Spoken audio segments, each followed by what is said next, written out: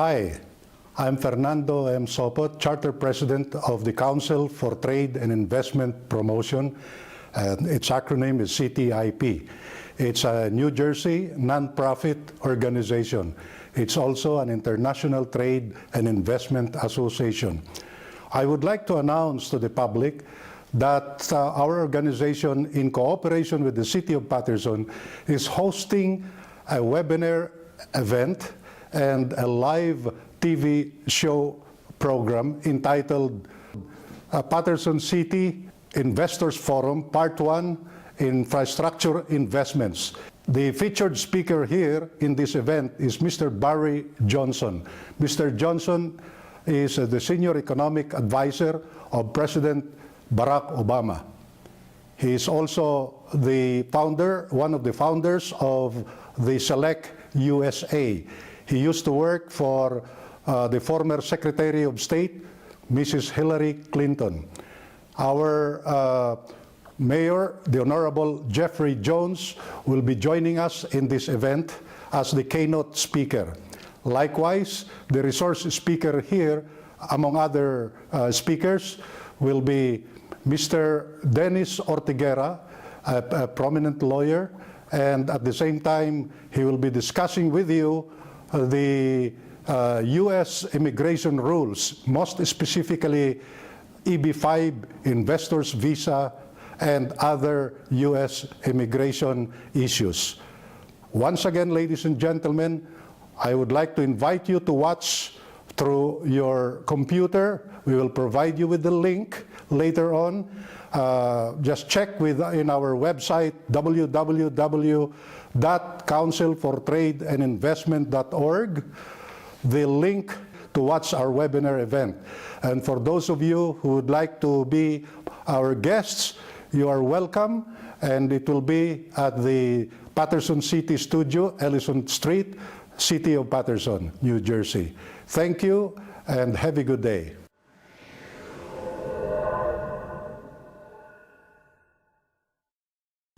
Mr. Barry A. Johnson, our guest speaker in today's event. I will properly introduce him later. The Honorable Jeffrey Jones, Mayor of the City of Patterson. My good friend, Attorney Dennis Ortiguera. Another good friend, Mr. Joey Ortega, Chief Executive Officer of Paradigm Investment Group. He will be in the video later. Mr. Gianpaolo Caminete of Mitsubishi Electric. Our very own Mr. Ruben Gomez, Economic Development Director, and our lead panel of resource speakers, Mr. Eric Lowe, Chairman of the Municipal Utilities Authority, or MUA. My special recognition to the Honorable John K. Delaney of the 6th District of Maryland. Although he will not be here, he asked me to read his letter before you and his HR 2084.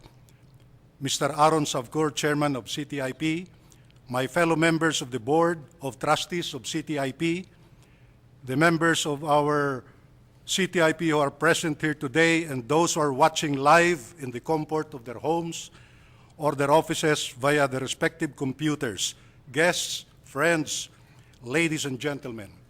Good afternoon, everyone. It's good to be here with all of you.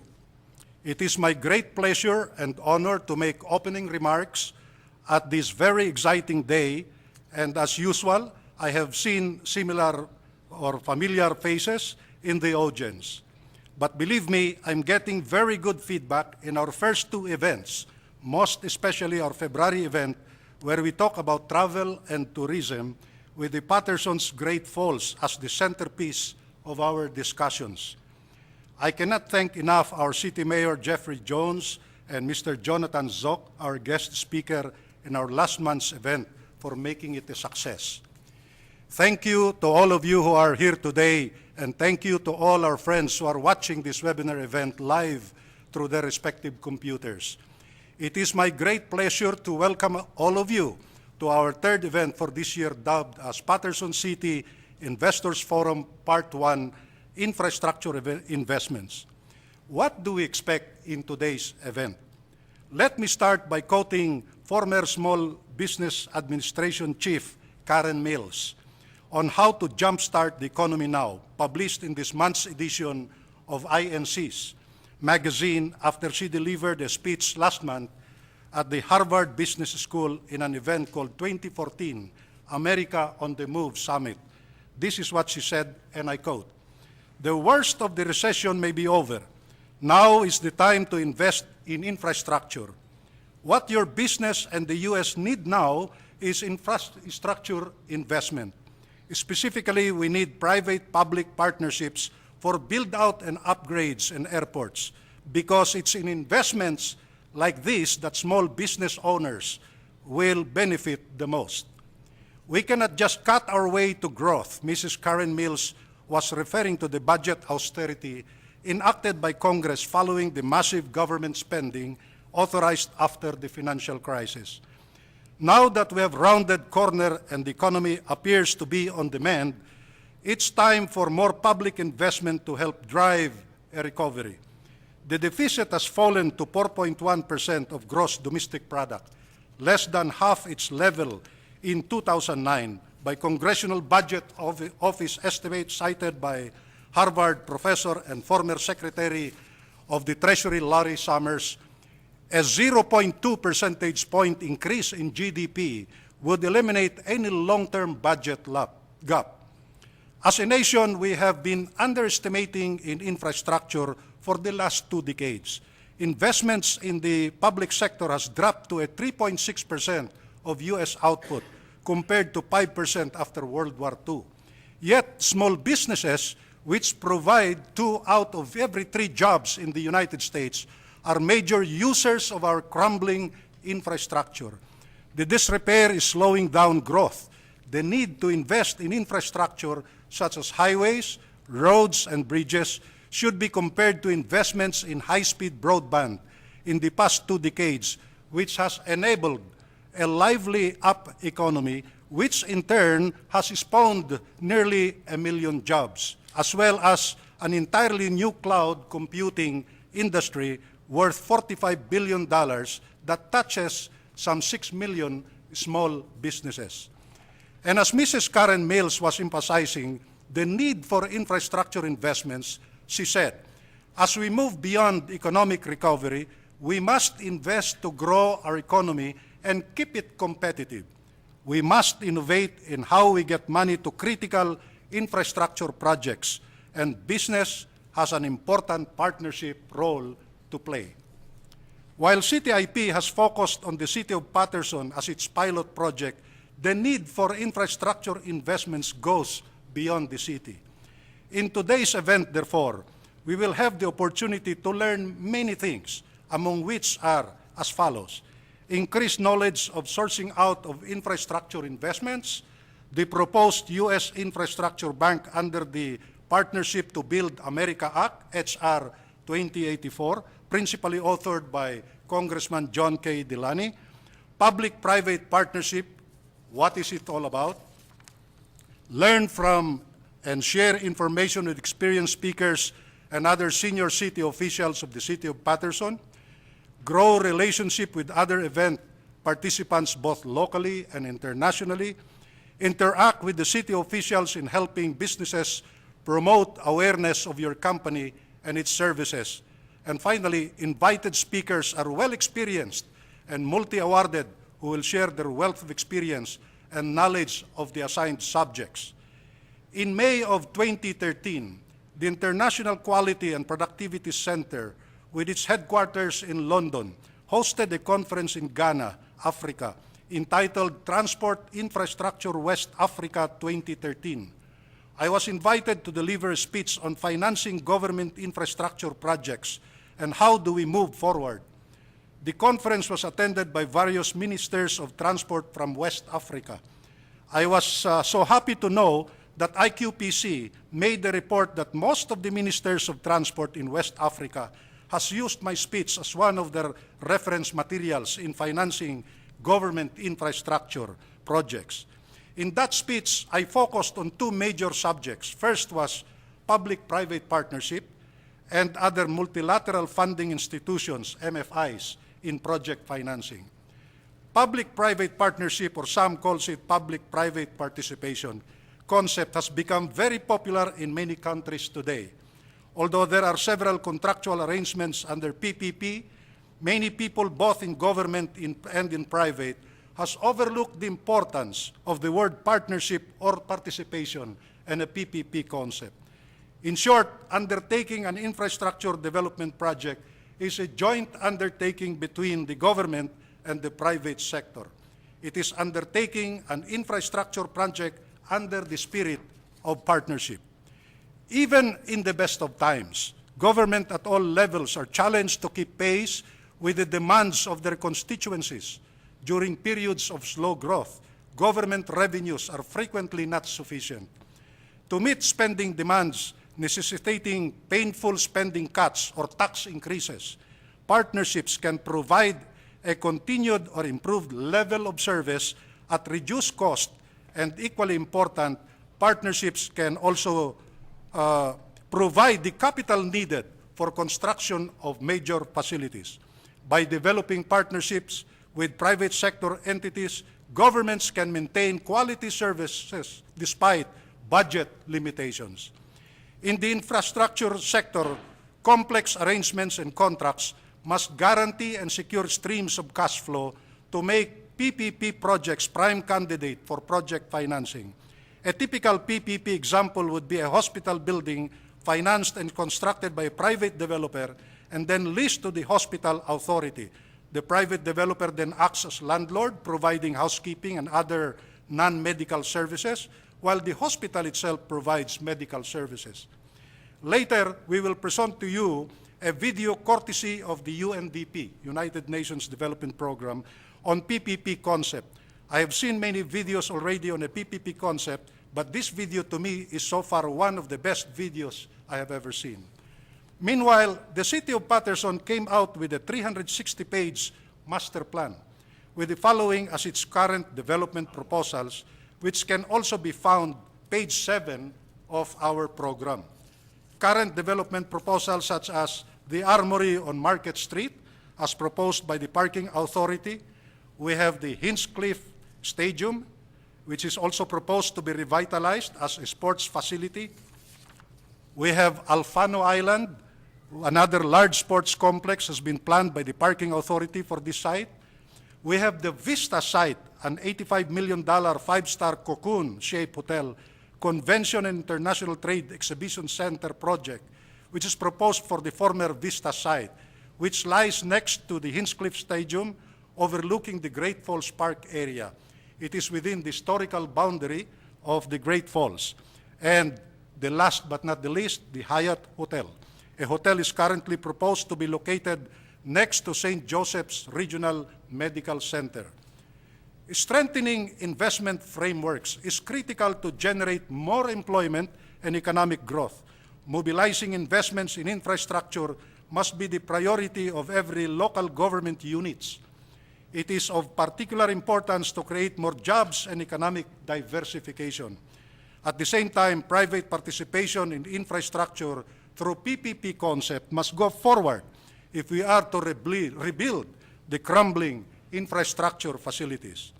As Mayor Jones has said to me last Wednesday during our meeting in his office, in this time of crisis, he said, we need to be innovative, not only in terms of rebuilding our infrastructure facilities, but also in terms of finding the right funding solution to build our infrastructure. The PPP concept, he said, is the right approach.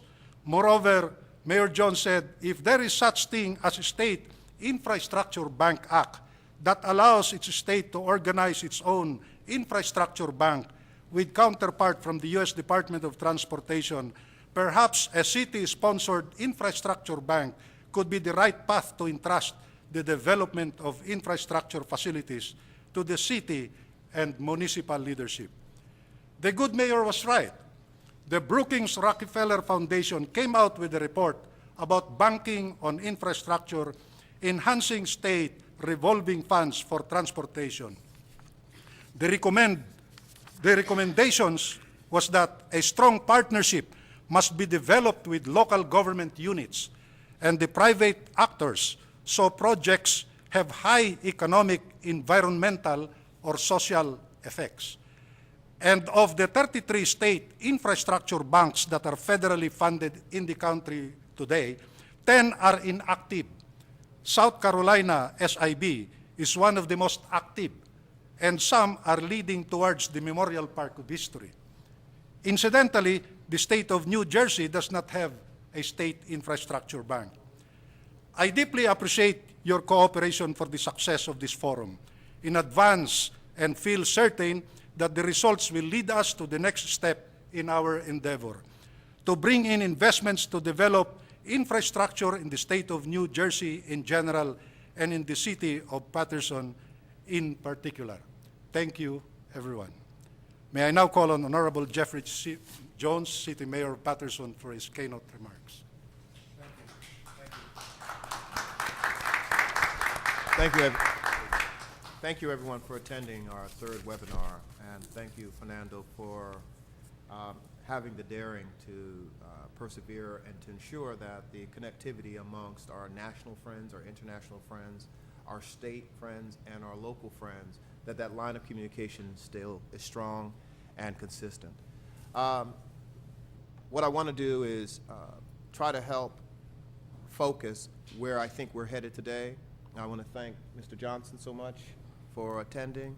I want to thank our friends from Mitsubishi we had the opportunity to discuss some issues with in the past, and definitely about our attorney regarding EV5, which happens to be one of the biggest conversations throughout the land as a tool to encourage development in cities such as Patterson.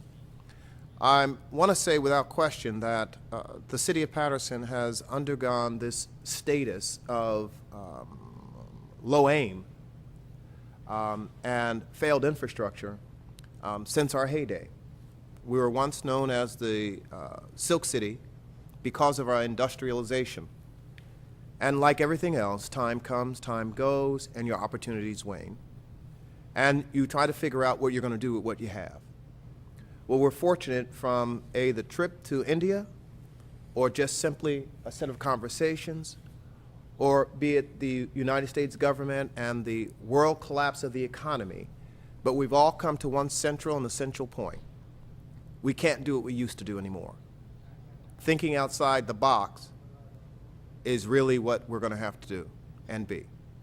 So my assessment is that Patterson is just a box. It's one of many.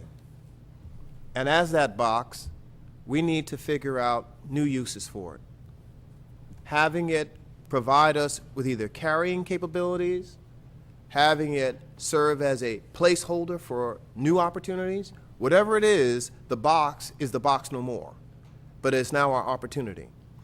Yet within that box, there are 52 small pieces, fragments. They're called cultural and ethnic enclaves. They represent who we are. They have become our automatic connection to the world. And what's funny is, it's been here all this time. From the very first Peruvian who came over to Patterson back in the day and helped build part of our infrastructure, to the first Polish person, the first Turkish, the first whomever. They were a part of our history. Yet, for decades, we ignored that. But we're now at the point where the bridge to our foreign friends is as simple as talking to a neighbor. And that neighbor may be calling someone in his native land and saying there is an import, an export, a trade, a travel opportunity. Are you interested? Now, of course, we know we're going to find that finance is a question. Well, that's what this subject brings us to. The fear of the unknown, but most importantly, the fear that the systems that we've known for so long don't have to remain arcane. They don't have to remain unknown. They are here. And so I want to thank and credit Congressman Delaney and the Congress for their foresight to understand that changing this dynamic is not as complicated. But we still have work to do. The work left to be done is to make sure that cities like Patterson, with 150,000 citizens who speak over 72 different dialects and have a direct connection throughout the world, that we're going to need our own version of access. We're going to need our own opportunity to create those infrastructural opportunities. And to those in the viewing audience, we throw around and banter about the term infrastructure. And perhaps in our discussion, we need to be very clear what that is. Infrastructure is not this foreign object. It's a real, clear, well-known set of opportunities. Infrastructure is not just roads. Infrastructure is conversation, communications, telecommunications. Infrastructure are all those things, and then things so simple and close.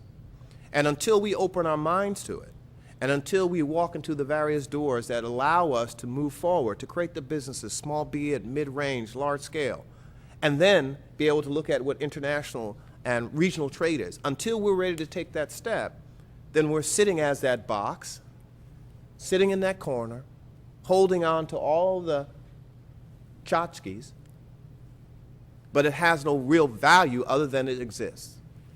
So the vision, the objective is all of those projects that were outlined by Mr. Sopat, they've been here.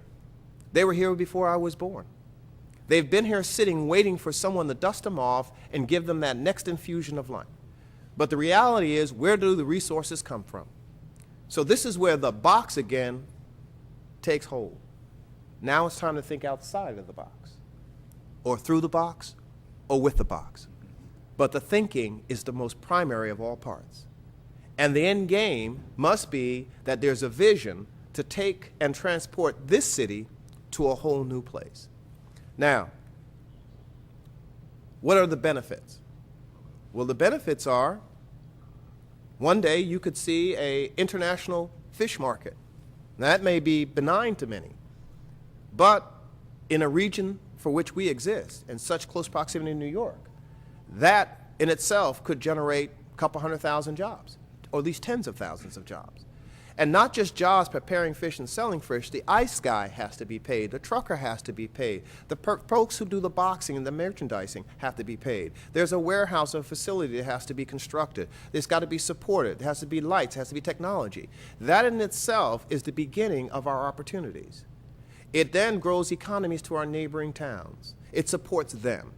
It then brings people who want to come in and they want to sit down and dine. And of course, what's on the dinner table? Fish of all types, from all places.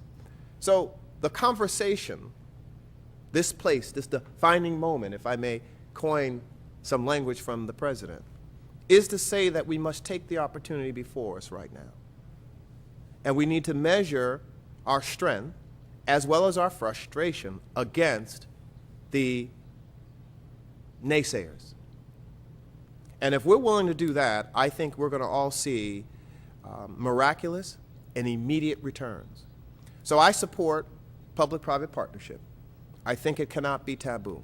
I support all the state and federal vehicles that may exist, known or unknown at this time, that encourages us to encourage that person in his backyard, his basement, and his whatever, to get to paper and pen and to know that resources exist through traditional banking and maybe an infrastructure credit-based system. And then let's get back to putting America back to work. But let's start with Patterson. So, Fernando, I thank you, and I appreciate where we are. Thank you.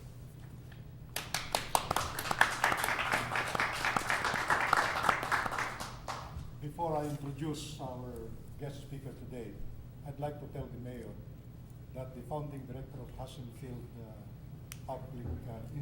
Institute for Public Leadership at Bryan University is inviting us to bring this event to the Rhode Island.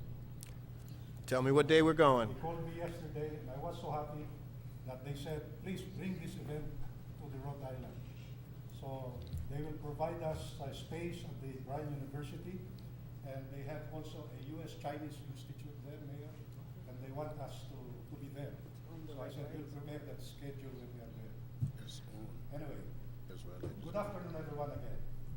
Ladies and gentlemen, we are fortunate to have today a man who will be sharing with us his wealth of experience from both his career in government and in private life.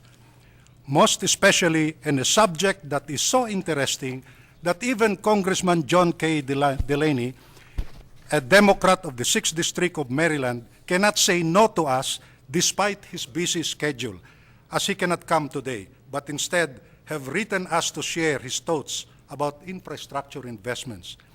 The gentleman that I refer to is no other than our guest speaker today, Mr. Barry E.A. Johnson, the principal inbound investments and global market access of a company called 32 Advisors, LLC.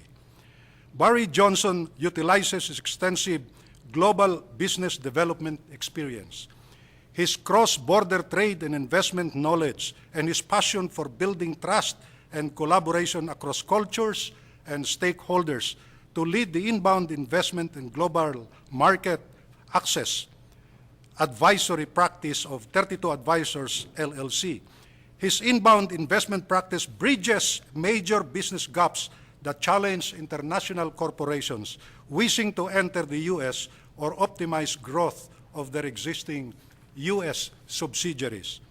Until December 2012, Mr. Barry Johnson served in the Obama administration in several senior advisory capacities, first in the U.S. Department of Commerce as Senior Advisor for Economic Development, then as Founding Executive Director of Select USA, the first White House initiative to promote and facilitate inward investment. Incidentally, our mayor was there in Washington, D.C., who attended the first Select USA.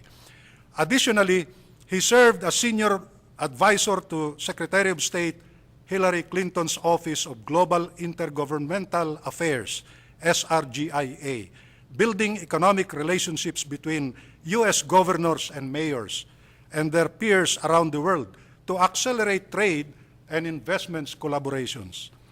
For 3 years, Mr. Barry Johnson represented the United States as Vice Chairman of the Overseas Economic Cooperation Development, OECD's, Territorial Development Policy Committee, and later the Investment Policy Committee. Mr. Johnson's service in the Obama administration was preceded by over 20 years of management experience in the private sector. He built a strong track record of teaming to launch successful entrepreneurial businesses within several of the world's leading corporations, including Disney, Bertelsmann, and Sony, and was founding president of MSBET, the joint venture between Viacom's Bet Networks and the Microsoft Corporation. Mr. Johnson also serves on the board of directors of Yado, a century-old artist community in upstate New York. He earned his Bachelor of Science degree in Economics and Political Science from Yale University and his Master's of Business Administration from Harvard Business School. Ladies and gentlemen, Mr. Barry E.A. Johnson. Well, thank you. Thank you very much. Mr. Mayor, first I want to thank you for being here and for hosting and supporting such an important topic at an important time in our lifetime. And I also secondly want to thank Fernando Sapot, who is my new friend, and for the CTIP organization for organizing this event. I'm excited to be here in Patterson, not just because this is a great place to be, but also because I get to talk about two things that I'm pretty passionate about and excited about. One of them is inward investment as a mechanism for driving economic activity, not just jobs, but a whole range of benefits that come when business investment comes. And the other topic is infrastructure, which is both a driver of and driven by investment. So what's also important is a theme that you picked up on. In my notes that I'm loosely referring to here, I say I'm excited because the economic growth agenda requires there to be connectivity, which is a word that you just used. It's a powerful word because it speaks to this sort of intertwining, this engagement, the collaboration that's not just nice to happen, it has to happen today, both horizontally and vertically in our world. And when I say horizontally and vertically, I mean horizontally across government, private sector, academia, philanthropy, and all of the other pockets that we've created for ourselves, pockets of resources and pockets of thought leadership, but also vertically at the national level, the regional level, which you're speaking of, and the local level. Regional, I add emphasis to, because historically, there has been great competition between the localities in our country. You know, which city will get the next Walmart or whatever it is. And what we now realize in the awakened 21st century understanding of economic development, and we've got lots of proof points to prove it, is that local no longer works. It's an anchor point, and there should be pride around locality, and you need local management. But you also have to understand that Patterson and the neighboring cities combine a very formidable team that can compete against the regions of Europe and other parts of the world who are no longer competing town for town. Your competition is no longer a town. Your competition is regions. And so you have to arm up to play. You cannot play a football team with 52 members with one player, right? So you have to be this concept of regionality is incredibly important.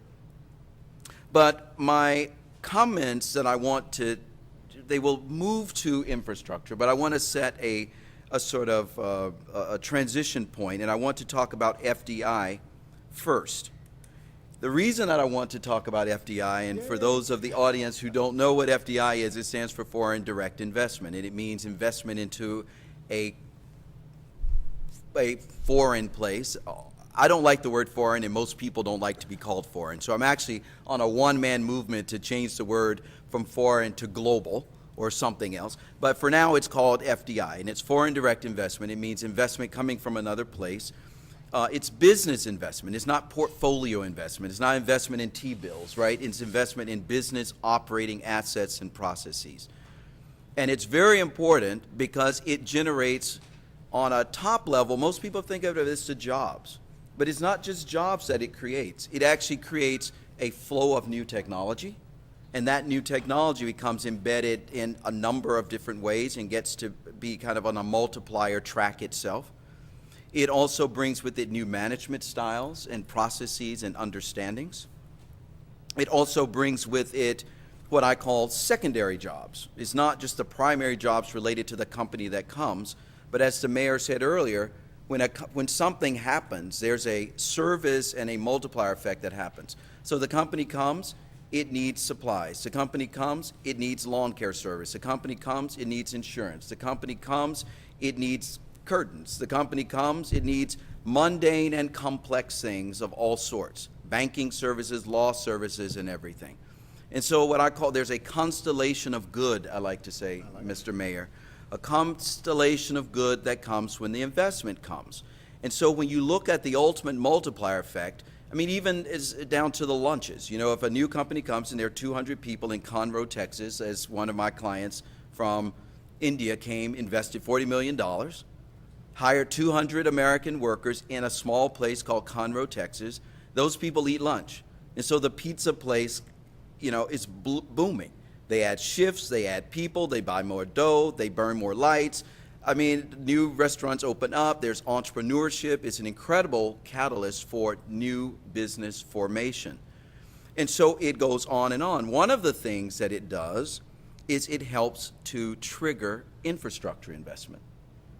So and then the question becomes, does it trigger the infrastructure investment and cause it to happen, or does it actually bring it with it? And then some would argue, no. The investment will not even come if the infrastructure investment has not already been made. And so let's examine a little bit of both of those arguments, whether it drives it or whether it actually comes because of it. On the drive it side, we can use a case study called ThyssenKrupp, which is the big, are you familiar with ThyssenKrupp? It's a big German multinational, revenues probably in the $160 billion a year range. Need to know that. They actually have a presence in the United States in probably 40 or 45 states. They make everything from the steel that is, and this is not a commercial for ThyssenKrupp, but I'm trying to give you a context. But they make the steel and process the steel that makes your refrigerator or the bodies of cars. They do the elevators. You may see ThyssenKrupp elevators. They make a variety of industrial things. ThyssenKrupp decided to make a $5 billion investment in a town called Calvert, Alabama. Now, I'm originally from Alabama. If anybody's been there, you know that Phoenix, Look at that. I knew there was something going on Phoenix City, here. Alabama. My brother. Okay. $5 billion investment in a small town in Alabama makes a big difference. They hire thousands of people. And what that represented, well, one thing that happens when they won this investment against other countries and other cities in America, there was this incredible pride, right? It's just sort of the pride. When you get the big, you win the big investment, there's a pride that happens, the magnitude of which can't probably be measured. But what happens when a city wins and you get to be the Olympic host city? Beyond the dollars that come, right? There's something that happens when you can declare, I'm the mayor of the town that won. It says something about the place, which becomes magnetic for your ability to attract other things. But when ThyssenKrupp decided they would invest in Alabama, there was a sort of sudden will to get done the infrastructure investments that somehow couldn't get done before. How about that? We talk about what we can't do, but when there's something really that we can all agree at stake, we can get over all of these differences, our ideological differences, our religious we can get over all the differences towards the common good. As a quick aside, I'd like to use the example, being from Alabama, you appreciate this. So I think of the Alabama-Auburn thing, right? It's a big rivalry. And I look at when Alabama was on their incredible reign as a team that seemed undefeatable. I said, look at this. This is a team of hundreds of individual people. They are every race. They are every creed. They are every socioeconomic background. There's every difference that you can talk about. It exists within that team. In some kind of way, they managed to park those things towards a common goal of being dominant and winning. And if a team can do that, then a city can do that. And if a city can do it, a nation can do it. And so it's this idea that we need to get beyond our partisan, our ideological things, be able to listen. It all happens through conversations, being willing to engage with people. And so the work that you're doing in these themes, I mean, they get almost sort of philosophical and a little bit ethereal, and that's okay, right? It's a little gray area-ish. But this is what we need to do so that we can tackle the concrete things that need to be tackled. And let me see if I can get myself back on track, because I'm starting to get excited and That's a good thing, getting excited. become an extemporaneous speaker. But so the notion here with ThyssenKrupp was that it was an example of how, because of all of this, they triggered a lot of investment in infrastructure that otherwise would not have happened. And so what I say is, until we can figure out how to get ourselves together and get the public-private partnership piece together and understand the national role in the infrastructure finance piece, there is stuff that we can do to incrementally get the investment going and the infrastructure investment going, and that is through really prioritizing inbound investment, because it will sometimes drive it. Now, one of the things that the ThyssenKrupp, I want to continue on this theme, one of the things that ThyssenKrupp brought was clean water. And what you say, well, what is that? How does that work? So they were next to a river because they required river water to power something. I don't want to get too technical because I don't know what I'm talking about, except that I know there was water involved and they were next to a river. When the water would enter their facility, this facility was so ecologically advanced, one, that it let no emissions out.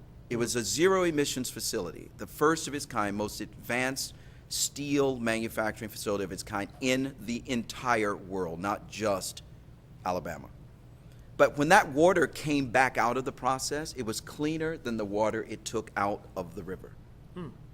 And so this became an investment in a sort of an infrastructure sort, right? Cleaning the riverways, which of course supports, the fisheries and everything that happens downstream. But ThyssenKrupp came with that. Another example of where a big corporation can actually bring infrastructure investment is with the VW plant, the Volkswagen plant in Tennessee. So one of the things that companies are very, very concerned about is availability of labor, particularly in today's advanced manufacturing world, where it's less about physical and more about understanding advanced robotics and other things.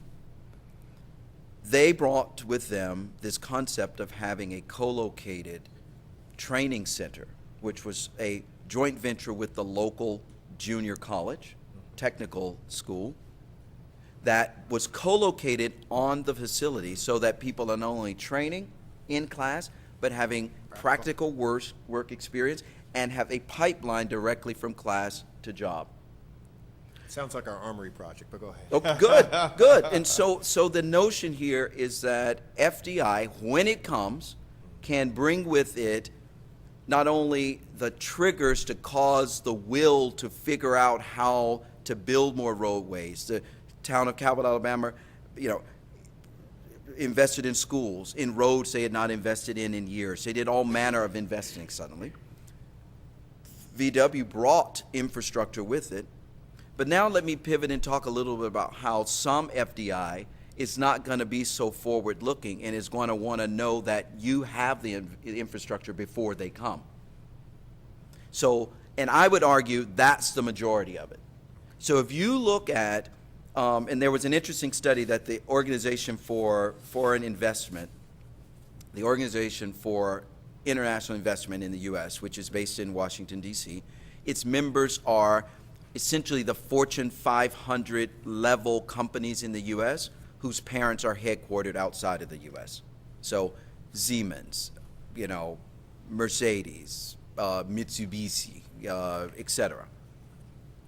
And they did a study to see what are some of the decision variables that are at play when a company decides to choose Paterson, New Jersey to be its home and to bring the hundreds of jobs. And some of what this survey reveals won't surprise you. But the top things were, and I'll tell you in this order: proximity to customers,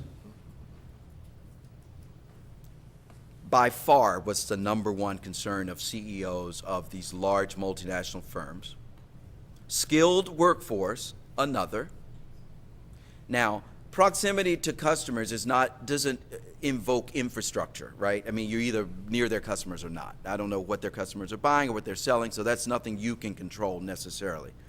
But skilled workforce is important to them, and you can't control that because your investments in learning centers, technology centers, and other things definitely is considered an infrastructure investment, and it matters to them.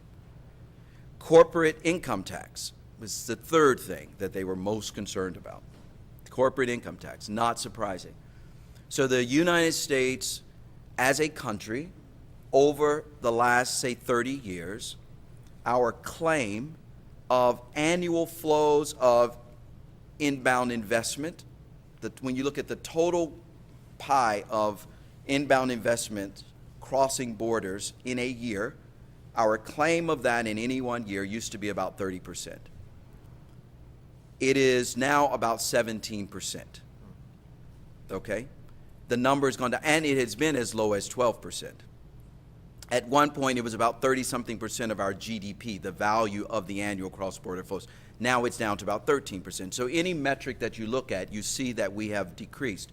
Part of the reason that we have lost the oomph that we had, although we still are the number one destination, but by a smaller amount, part of the reason is because of these things.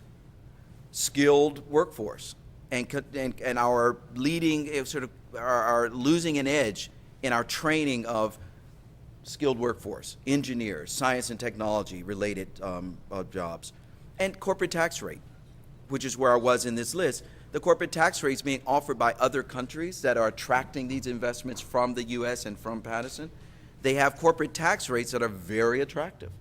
So they are siphoning away, if you will, some of our competitive edge regarding attracting investment. The fourth thing on this list was infrastructure quality, broadly. Now, you can obviously get into a lot because there's technology infrastructure, there's transportation infrastructure, there's communication infrastructure, there's medical infrastructure, there's education infrastructure, there's sea and coastal infrastructure. I mean, there's lots of infrastructure. But the point is, infrastructure is number 4, which should be the wake-up call for all of us. And if we can't figure out that JFK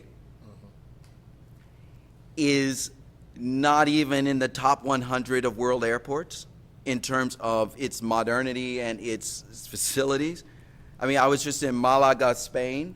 I was blown away by the airport. Most people don't even know what Malaga is or where it is. But the idea, I will tell you, you would look with envy at their airport.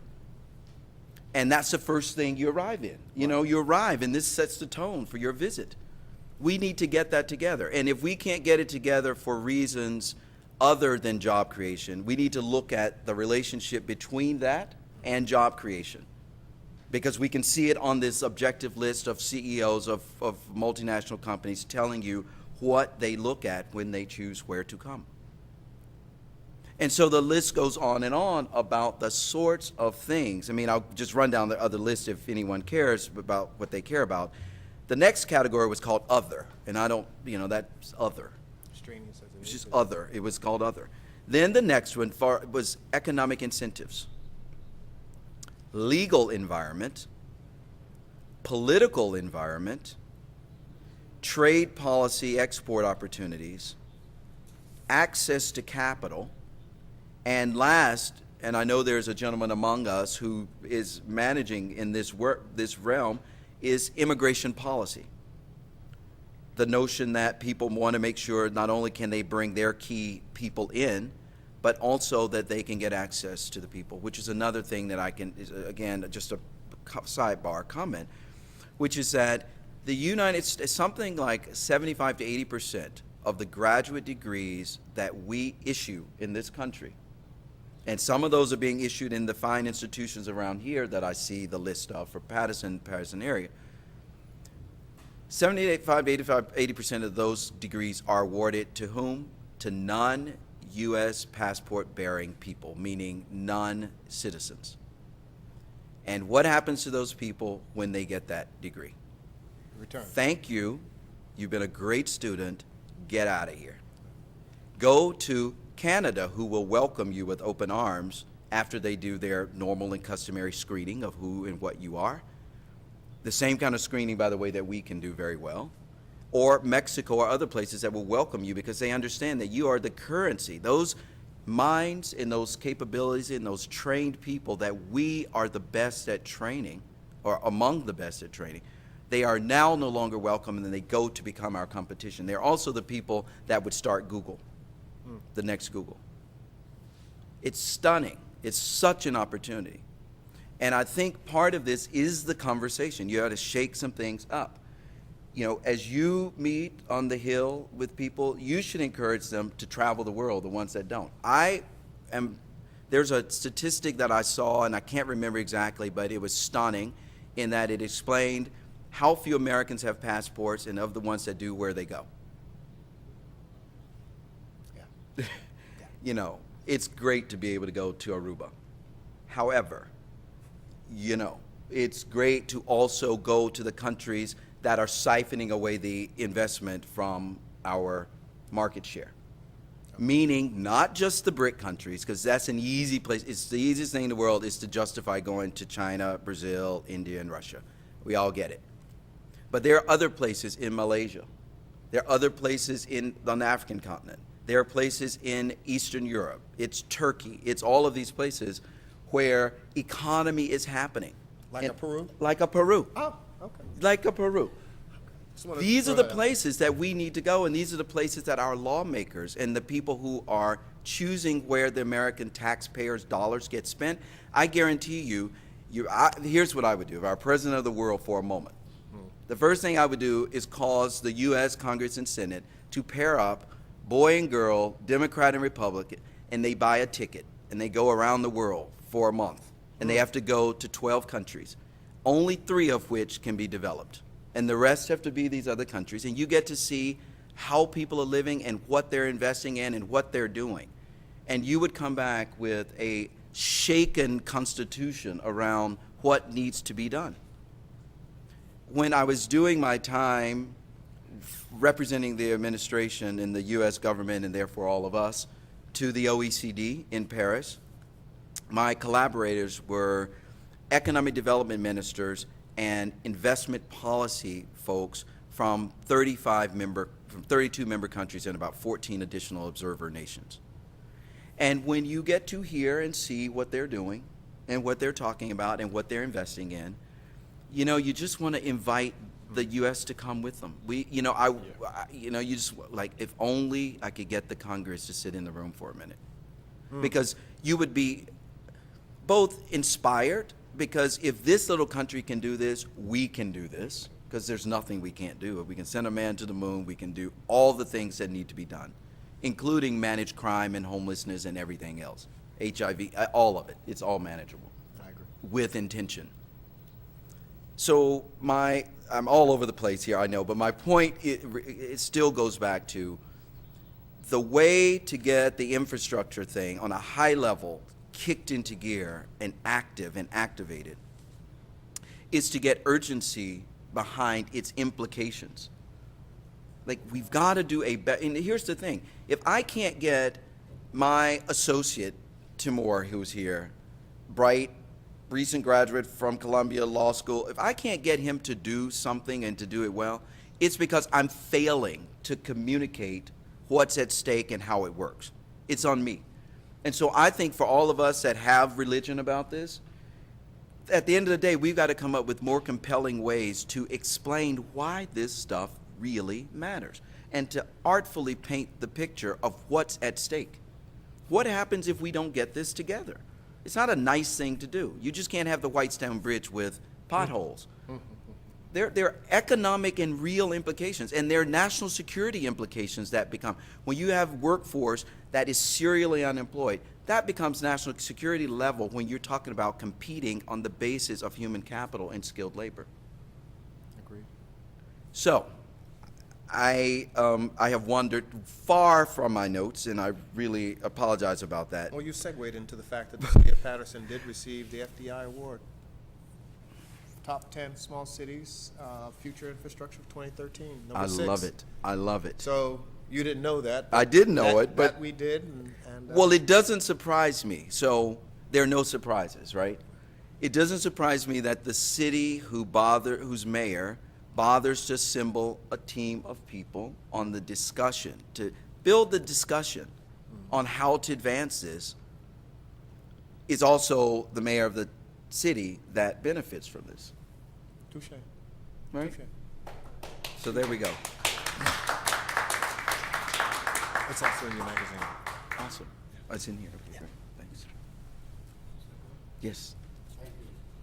Thank you very much, Mr. Johnson. We'll now go to the next program. Once again, good afternoon, ladies and gentlemen. It is an honor and a privilege to be given the task of introducing a good friend, Mr. Dennis Figueroa. But before I tell you who Dennis is, perhaps it would be fitting and proper to start to say that many hospitals and nursing homes in America today are dominated by talented nurses from the Philippines. You may also have known that the second best singer in the American Idol about 2 years ago was also a Filipina named Jessica Sanchez.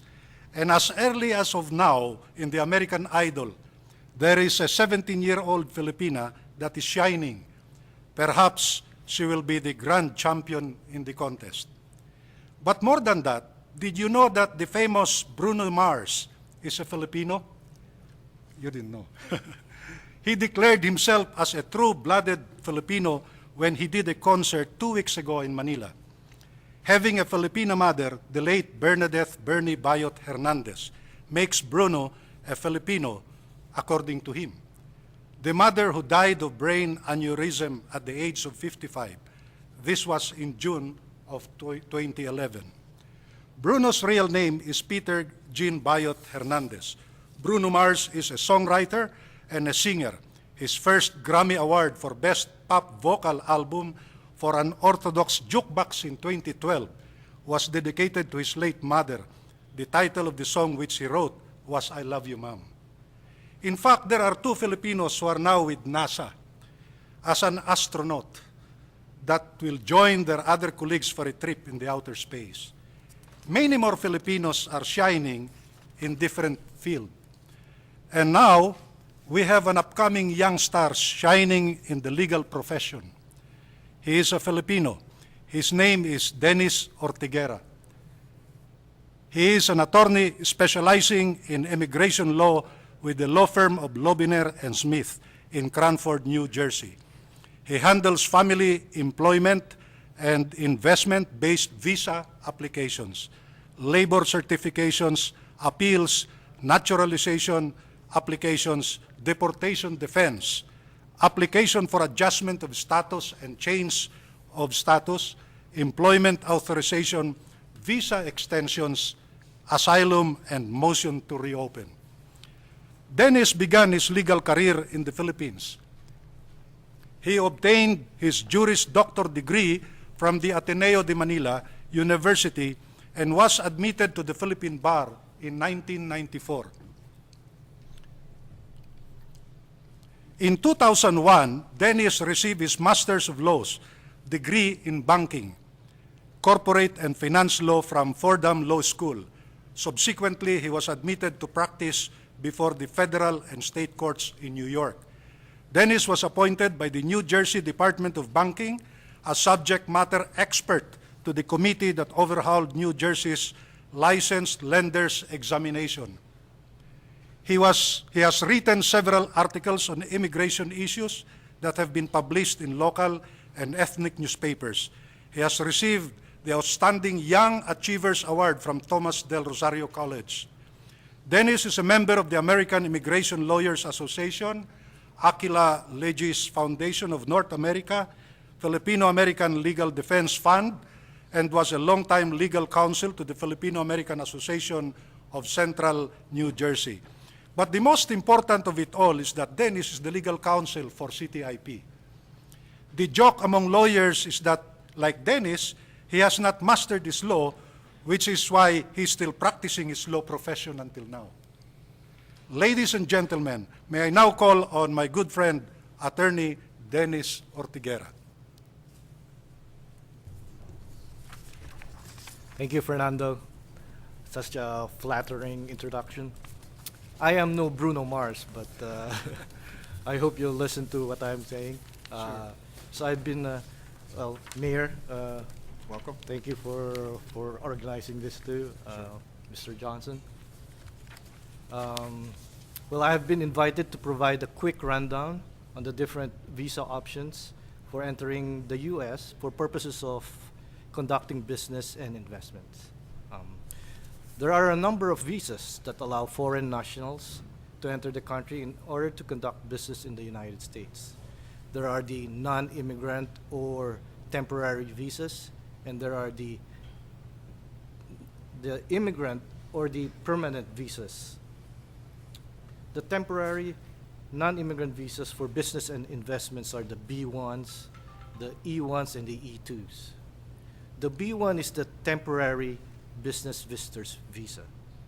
The B1 is usually chosen to visit the U.S. to look for investment and business opportunities. The person is allowed to stay in the U.S. for a short period of time to enter into contracts, meet with business associates and clients to explore business opportunities. This visa is not for earning an income in the U.S. or for performing work in the U.S.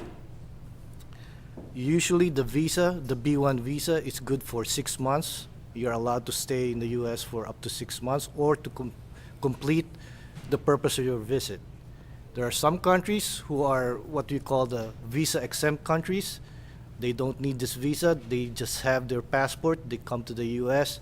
and it's called a visa waiver program, and you're allowed to stay in the U.S. for 90 days to complete your business. The next kind of visa is the treaty trader and the treaty investor's visa. This visa will permit the person to work and earn an income in the U.S. and stay for as long as the investment exists. And as the name implies, this visa is available to citizens of countries who have entered into treaties of friendship, commerce, and navigation with the United States.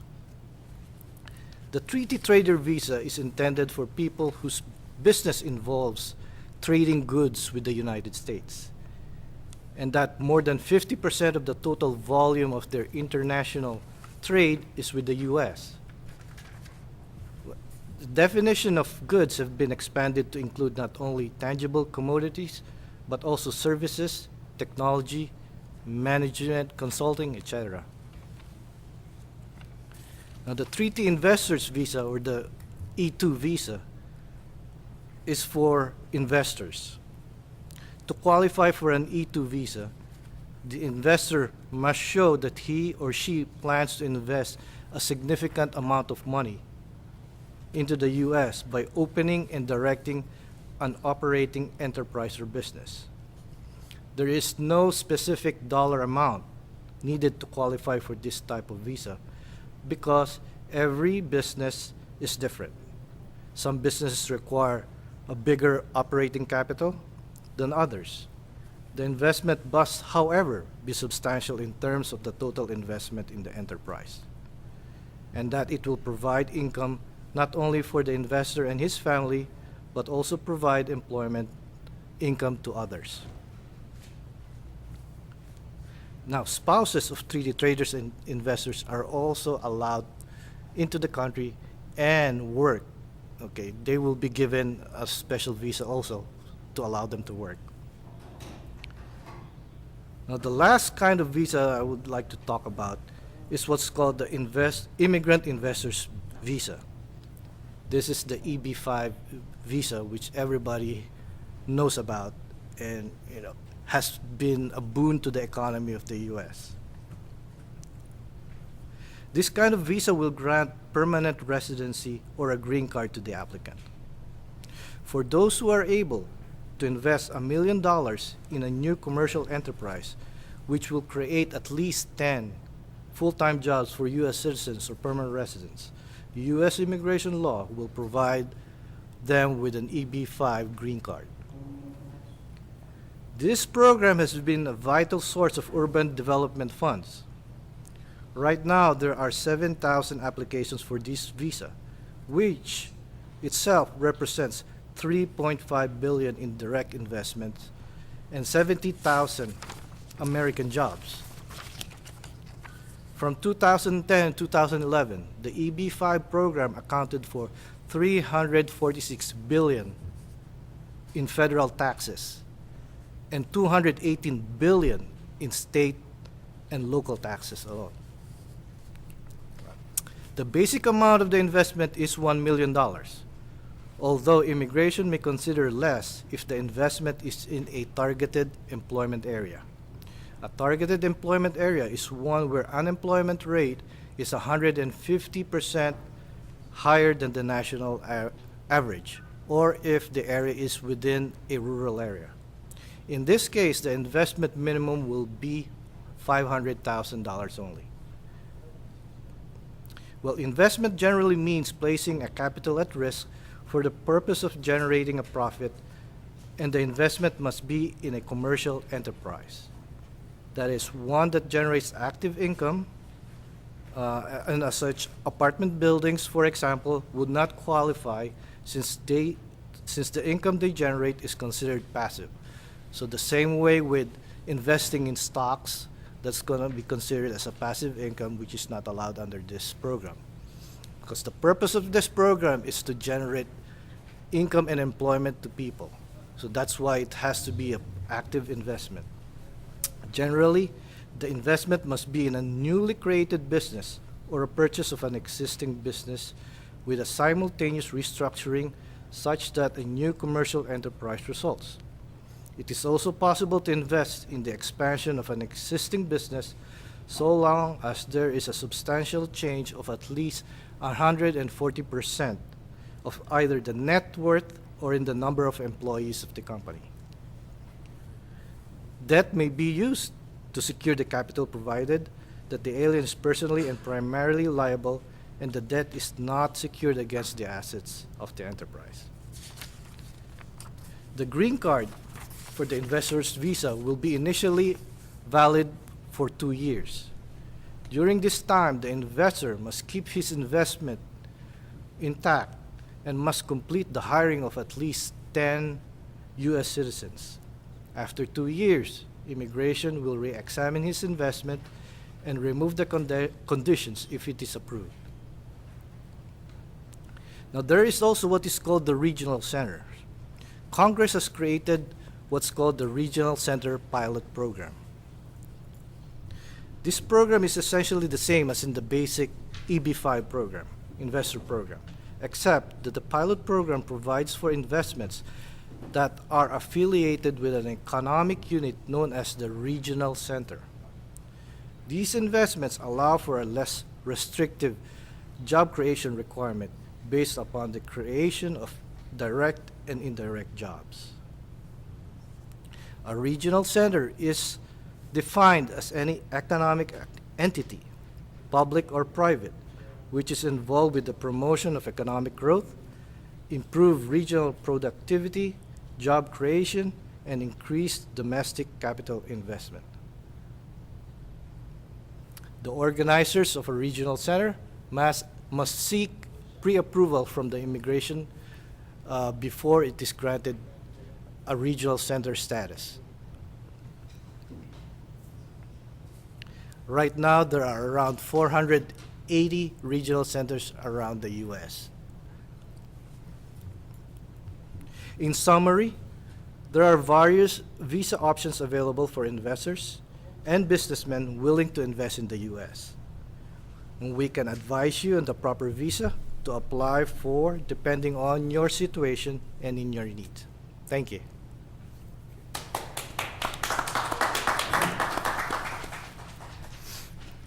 I invited another Filipino to deliver a speech via video today, which will be shown in the big screen shortly. Not because I am a fellow Filipino. There is no favoritism in selecting speakers in our events. One of the most successful Filipino who made it in the Forbes and Fortune magazine as top 100 billionaires in the world today is an investment banker who started a successful career in Hong Kong. His name is Manuel Manny Pangilinan.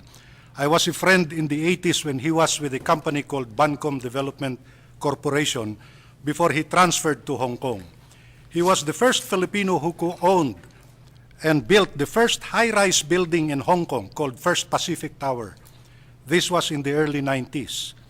After which, he went back to the Philippines and made a big name in the business, where he owns and controls many industries, including banking, telecommunications, mining, in the power sector, television and radio stations, newspapers, and many others.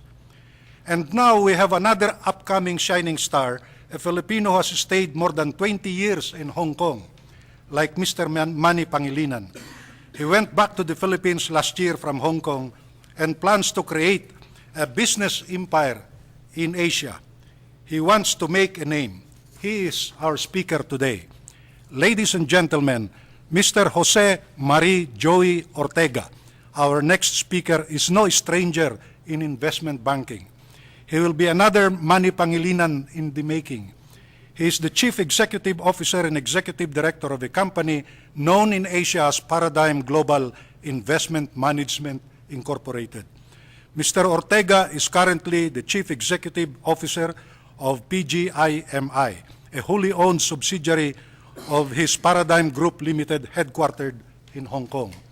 He was recently a guest speaker during the Asia Finance Summit at the Raffles Fairmont Hotel Makati, organized by the Asia CEO Forum. He spoke about the topic, the developing private equity sector in the Philippines. He returned to the Philippines last August 2013 after 22 years of residency in Hong Kong. He had working experience in a senior executive role for multinational companies such as San Miguel Corporation, ING, and DKSH of Switzerland, managing hundreds of key employees in various cities in the Asia-Pacific region, such as Hong Kong, Singapore, Shanghai, Kuala Lumpur, Taipei, Tokyo, Seoul, and others. Mr. Ortega started his overseas work experience with the San Miguel Brewery, Hong Kong, and climbed the corporate ladder until he was promoted as regional manager of the San Miguel Brewing International Limited for its international markets from the late 1990s. He entered the financial sector in Hong Kong as one of the executives for ING Bank in the early years of 2000, the decade when Hong Kong was becoming one of the key international hubs in the world and the mandatory pension fund was launched. In 2005, he joined DKSH Hong Kong as head of business solutions and was later promoted to regional director for business solution in the Asia region, where he successfully turned around the operations and maintained the relationships with multinational clients. Joey, as we call him, in short, is very passionate in heading and organizing socio-civic organizations and activities to improve the life of others. He was founding chairman of several socio-civic organizations in Hong Kong to assist and help the migrant workers under the umbrella of the Philippine Alliance Hong Kong. He is a newly inducted member of the Philippine Chamber of Commerce and Industry. He held key positions as president of La Union Host Lions Club, secretary of Hong Kong Host Lions Club, and national vice president of Philippine JCs and chairman of the La Union Tourism Council. He was also an active student leader as college representative of the University of the Philippines Student Council, chairman of the UPAIT, Asian Institute of Technology Student Council, business manager of the UP Concert Chorus, and president of the Ateneo de Manila College Glee Club. More than this, ladies and gentlemen, I am happy to tell you that Joey and his company is currently reviewing the investment advisory agreement and investment agreement proposals with our Global First Financial Partners, Inc., to invest in our proposed five-star hotel, convention, and international trade exhibition center located within the historical boundary of the Patterson's Great Falls. The site is referred to as the Vista site, which is shown on page 7 of our program today. Ladies and gentlemen, let us watch Mr. Joey Ortega share his wealth of experience with us in infrastructure investments via a video shown in the big screen. May I now call on Mr. Joey Ortega. Honorable Congressman John Delaney, Honorable Mayor Jeffrey Jones, fellow speakers, business leaders, ladies and gentlemen, good afternoon. May I start by expressing sincere appreciation to the Council for Trade and Investment Promotion, headed by Mr. Fernando Sopot, for inviting me to this forum and for living up to its name as an active promoter of international trade and investment. This forum is also timely for us because President Barack Obama is scheduled to visit the Philippines and some Asian countries in late April. The Philippines and the USA have been great allies for a long time, and our friendship should be further strengthened through economic cooperation, international trade, and investments. The new bill, H.R. 2084 of Congressman Delaney, is timely because it provides incentives and security to investors who would like to invest in the USA. The infrastructure projects of Mayor Jones is an excellent development because I believe that now is the decade for emerging cities in the USA and emerging economies in Asia. 2015 marks the beginning of the ASEAN economic integration and the free flow of resources, goods, and services within the 10 ASEAN member countries. It's an opportunity for the USA to export to the region and the ASEAN countries in return to invest in Patterson City and visit this tourist and investor-friendly city. When I returned to the Philippines after living in Hong Kong for 22 years, and after traveling to key cities in Asia, I joined Paradigm Global Investment Management, Inc. as CEO. My mission was to develop the emerging private equity sector in the Philippines. Let me share some of the best practices I learned in dealing with international investors and investees to further enhance what you are already doing in Patterson City to attract investors. I'll talk about the importance of understanding cultural nuances, the concept of management control, and working towards a win-win situation. There are some differences to the manner of doing business in the West compared to many Asian countries. So we have to be very conscious of cultural nuances, since this is very basic in conducting any kind of business. Giving face is very important in Asia. Family or close circle of friends is highly valued in the Philippines and Asia in general. So we need to know which buttons to push if we would like to have a successful joint venture. Paradigm's vision related to the private equity sector is to be able to assist Philippine and ASEAN companies to expand their operations not only locally but also overseas. It would be a great achievement for Asian companies to be able to invest in Patterson City and organize regular tour groups and conventions. Tourism and trade are businesses requiring reciprocity for the sectors to be fully developed and sustained. To ensure the success of international trade and investments, we need to work on the business side as well as the personal relationships of the investors and investees. We have to go through the usual dating, engagement, and marriage process. We should not rush these business relationships, but take some time to get familiar with all the stakeholders and make sure that they are comfortable with each other. Many companies would be hesitant to invest into a joint venture unless they are fully secure and feel no threat. We need to strategize so that the investor is warmly welcomed and becomes part of the team of the family. To facilitate the matching process of investors with investees, our company came up with a portal to automate the handling of investment proposals. We call our web portal ClickRen. A company executive who is looking for investors just needs to go to clickren.com to fill in the online template to upload the basic company information and investment requirements. They will then be required to fill up a template and submit certain necessary documents, all of which are loaded electronically. We would like to help save our environment and Mother Earth and avoid going through stacks of paper with investment proposals. Our professional investors could view various investment opportunities and drill down to get details on a posting when they find them interesting. Once an investee uploads the basic information template and documents, our corporate solutions and risk management team would do a preliminary review and assessment to validate the information sent. Once this is done, the generic information about the investment opportunity would then be uploaded into the ClickRent portal to attract investors.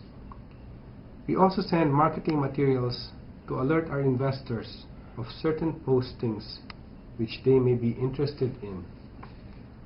The investee companies would be requested to upload their company profiles, executive summary, and other documents into the ClickRent portal. This confidential information could only be accessed through the Investor's Corner using the username and password provided to a specific investor. The documents are organized and indexed to facilitate the review of the investment opportunity by the investor.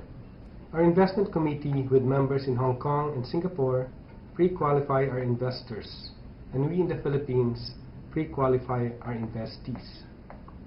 May I offer ClickRen as a vehicle to attract more investors and match them with your projects in Patterson City. I wish Congressman Delany, Mayor Jones, and the CITP, and Mr. Fernando Sopot success in all your ventures. Thank you and good afternoon to all. Good afternoon. My name is Joe Hernandez. I'm chairman with Global First with Mr. Sopa. I'm here to introduce Mr. Bishi here this afternoon. Our resource speaker today is no stranger to infrastructures development. He is supported by a company which is headquartered in Tokyo, Japan. His company's This company belongs to the top big three Japan. They are called the 3M in Japan, Mitsubishi. Mitsubishi Japan team represented to the industry, financing conglomerate and the enterprise in Japan. Also, size along control are significant part of the Japan economy from Mitsubishi until the end of the World War II, called Sabats. I can't pronounce the word, but Saibatsu. Financial, Global.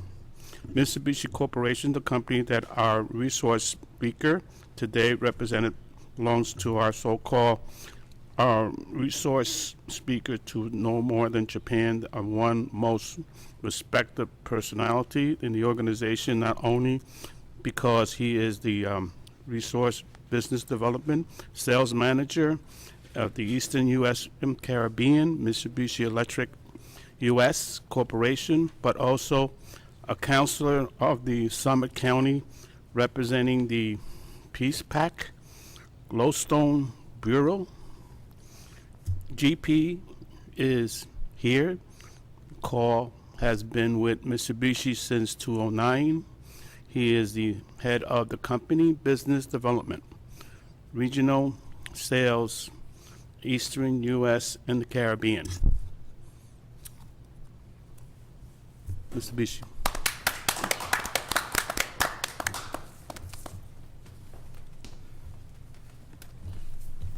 Okay, thank you very much. Thank you for the warm introduction, Joe and Fernando, for the invitation. Mayor Jones, my great pleasure to be here. It's an honor and a privilege to be here professionally and personally. I am here as a representative today of Mitsubishi Electric, but also as someone who has a deep commitment to community redevelopment, community building, and all things related to the strength and sustainability of healthy and intelligent communities. As Joe had mentioned in his kind introduction, I'm also a councilman in my local community, and we wrestle with these things on a much smaller level, of course, than Mayor Jones and the city of Paterson, but nevertheless. So let me just get right into it. From a professional standpoint, I'm here representing Mitsubishi Electric Corporation. We are a big company, very big company, part of the Mitsubishi Group of companies, which you may recognize under some different names: Kirin Beer, Nikon Cameras, Mitsubishi Motors, Bank of Tokyo, UFJ. All of these are part of the Mitsubishi Group. I'm responsible for regional business development and sales for the Eastern United States for Mitsubishi Electric, which is one of the Mitsubishi Group. Company is $46 billion strong, number 214 on the Global Fortune 500, which is 2 positions behind Coca-Cola, I believe, and 3 behind Lockheed Martin. So we command a lot of resources, and there's a lot of attention given to global development and where we bring our talents, our products, and also our investments. So I come at today's meeting from 2 different angles. One is, of course, to be supportive of the city of Paterson, and also to send a very clear message to prospective investors that Mitsubishi Electric will not stand shoulder to shoulder with fly-by-night development projects, and we are here to support the bankability of anyone who's considering investing in Paterson City. We also have an entire division that's dedicated to direct investment, and this is something that we are working on internally, and I'm not here to disclose anything at this time, Mayor Jones, unfortunately, but I can disclose that we are reviewing this internally, and that Paterson is blessed with resources that make it very, very attractive for a globally operating investment company. I won't be presumptuous enough to say what finance people are looking for. I'm here to share some experiences that I have in reference to that. So let me get into it, because as a globally operating company, we also look at the global community and global opportunities. And Barry Johnson touched on it before in his words about all of us being a community probably more closely related than most of us here in the U.S. experience for lack of travel and experience. But that having been said, Please don't think that Patterson City is not on the radar of the global community, and Mitsubishi Electric is, of course, part of that community. We're following developments here very, very closely because we are interested as a company that's been in business since 1870 continuously, and as Mitsubishi Electric since 1921 without interruption, including world wars and environmental disasters and things like that. We're very much focused on sustainability. So when we think about investing our talents, our products, and our cash, we look at environments that promise a return on investment that is sustainable. No one is interested in building flash fires with gasoline cans. And I think that we're at the crossroads of a very exciting period, probably a period that we've never seen the likes of. I certainly haven't in my life. A politician once remarked that it's not every generation that gets to play for all the marbles. And I think what we're looking at here is we're looking at a game that involves all the marbles. So the question comes up, is infrastructure investment a good choice at this stage of global economic and environmental development? And I would like to rephrase that. I say it's not really a choice at all. The question is, do we do it well? Because changes are upon us, and the status quo is no longer an option. Mayor Jones referred to this as his box before, and I underscore that wholeheartedly. The status quo and thinking inside the box is no longer an option. So we're looking at infrastructure development, and we're looking at the development of sustainable structures so that we can give an ongoing lifeblood to communities. And how can we be supportive of that? I don't think it's any mystery that we are undergoing climate change. I don't think that's any serious discussion any longer. We operate within that environment and are connected to it. Our products support sustainable business practice and infrastructure development against the backdrop of sustainability, because quite simply anything that's not focused and anchored in sustainable business practice is designed to fail. Some people would call it suicidal. So infrastructure investment means building a community, and doing that in a way that's sustainable has to be our top priority. So I'm honored to lend my support to Fernando's organization, his team, Mayor Jones and his team, and Patterson City. And I think that we have a tipping point that we've reached. And people ask me all the time when I take part in business development conferences if we're there yet. I am responsible for business development in the photovoltaic division, and people like to describe solar as, well, in 10 years everyone will have it. In 15 years it's not quite ready for prime time, but maybe in 10 years or so.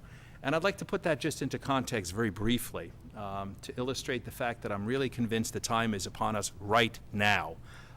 10 years seems like a long way out for most of us. I have children at home, 2 just graduated from college. If I talk to them about 10 years from now, they look at me like I'm from the moon. That having been said, if I ask all of you to look back 10 years to the year 2004, you'll probably say, well, gee, that seems like yesterday. And I don't know, today's Friday, and I'm looking back and wondering where the week went. I've got a stack of work on my desk that I haven't gotten to, and all of a sudden another week has passed. Well, I say this to myself every week. I can't believe another week has passed. If I say that to myself 500 more times, or 520 more times, we are in the year 2024. Status quo is not an option, so we need to, of course, put the infrastructure in place which will allow our communities to flourish on a sustainable basis. Part of that has to be renewable energy. And I mentioned briefly before, Mayor Jones is blessed with a spectacular set of circumstances, geographic circumstances here, which has allowed Patterson to rise in decades gone past and fall a little bit down again. And we're hoping for a resurrection, but using all of the best technologies at our disposal. Hydropower is certainly part of it. We're looking at solar power. Solar power is probably more democratic because not everyone has access to the Great Falls of Patterson. But the sun shines at everyone's house everywhere and everyone's business every day. And should that sun not shine or the sun not come up, I think we have other things to worry about. That having been said, solar energy or renewable energy in general is very democratic, and it also plays into the stability of investments that are made into infrastructure regarding renewable energy and solar in particular. I spoke to Jim Woolsey, the former head of the CIA, at a conference not too long ago, and he described this as nothing less than a national security imperative. The way that we provide for reliable energy generation and consumption is by having many small infrastructure projects located as close to the point of use as possible. So the old model of centralized electricity generation and then transmission and distribution to outer-lying load centers is one which is fraught with danger and vulnerability. Jim Woolsey sees this as a national security imperative and our #1 vulnerability.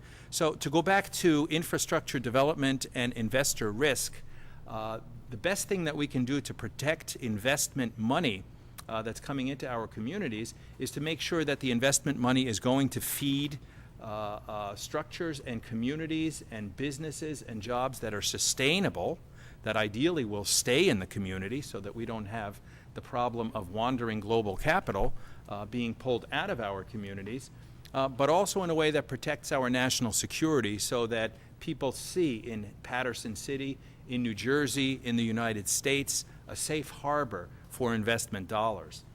So I think that there's no way around this. We are at a tipping point, and people ask me, well, is it now? It doesn't look like much is happening. Especially in regards to the implementation of this kind of infrastructure, renewable energy-based infrastructure to support our community redevelopment projects. I like to use the example of Friday nights. Well, today's Friday. I will be with my kids tonight, and my kids like popcorn. So I make them popcorn at home. And I don't know if you folks like popcorn, but I'm kind of old-fashioned. I'm a traditionalist. I don't put it in the microwave. I make it on the stove. Okay, and if you want to make popcorn on a stove, it's pretty straightforward. You don't have to be a genius cook, which I certainly am not. You put a little bit of oil in the bottom of a pan, and you put in about a handful of popcorn kernels. And this happens every Friday. I do this on my stovetop in the kitchen at home, and I have 10-year-old twins, and they watch. And every week they tell me the same thing. They're looking in the pot, and because they're impatient, they're saying, nothing's happening. Okay? In their minds, they're thinking, Dad's an idiot, okay? He doesn't know how to do this, even though we do this every week, okay? Here's what happens, okay? After a while, and temperature goes up to around 165 degrees. All of a sudden, one kernel starts popping, okay? So for about 5 minutes, nothing, okay? Then one kernel pops, then 2, then 3. Then all hell breaks loose, okay? Because the tipping point is reached, okay? We are heating up. Global economics means things are heating up. Global warming as an environmental component against which all of our activities take place is heating up. We are at a tipping point. And the question is not, are we going to change? It's how are we going to change? How intelligent is that change? Who's going to be the driver of those changes? Who's going to benefit from it? And who's going to be left behind? Those are the questions that we're addressing. So Mitsubishi Electric looks at all of this very closely. And we say that we would rather be on the side of the winners. We would rather be with the investors who are getting a good return, a sustainable return on their investments. And we would also like to facilitate the fact that those returns serve to stay local in as much as possible. So creating the jobs like Mayor Jones is describing, having the training facilities here so that people go to work here, having the renewable energy projects, the infrastructure here to keep Patterson flourishing. That's what we're about, and we're proud to stand here with Mayor Jones and with Fernando and his team. In closing, I would like to say that please keep a very careful eye on Patterson City. You've got a lot of dynamics going on here and a lot of indicators that things are going in the right direction. And we are very curious to watch this unfold. We're at the tipping point. Think of the popcorn. Think of my children looking into the pot. And we are also very, very excited to be active participants in that process and not observers. We're not on the sidelines. We are in the game. So the question is, who else is in? Thank you. Thank you, GP. Thank you. Before I read the statement of Congressman Delaney, because he asked me to read this, I'd like to call on Mr. Ruben Gomez, our panel speaker, led by Ruben, to talk about the city's infrastructure.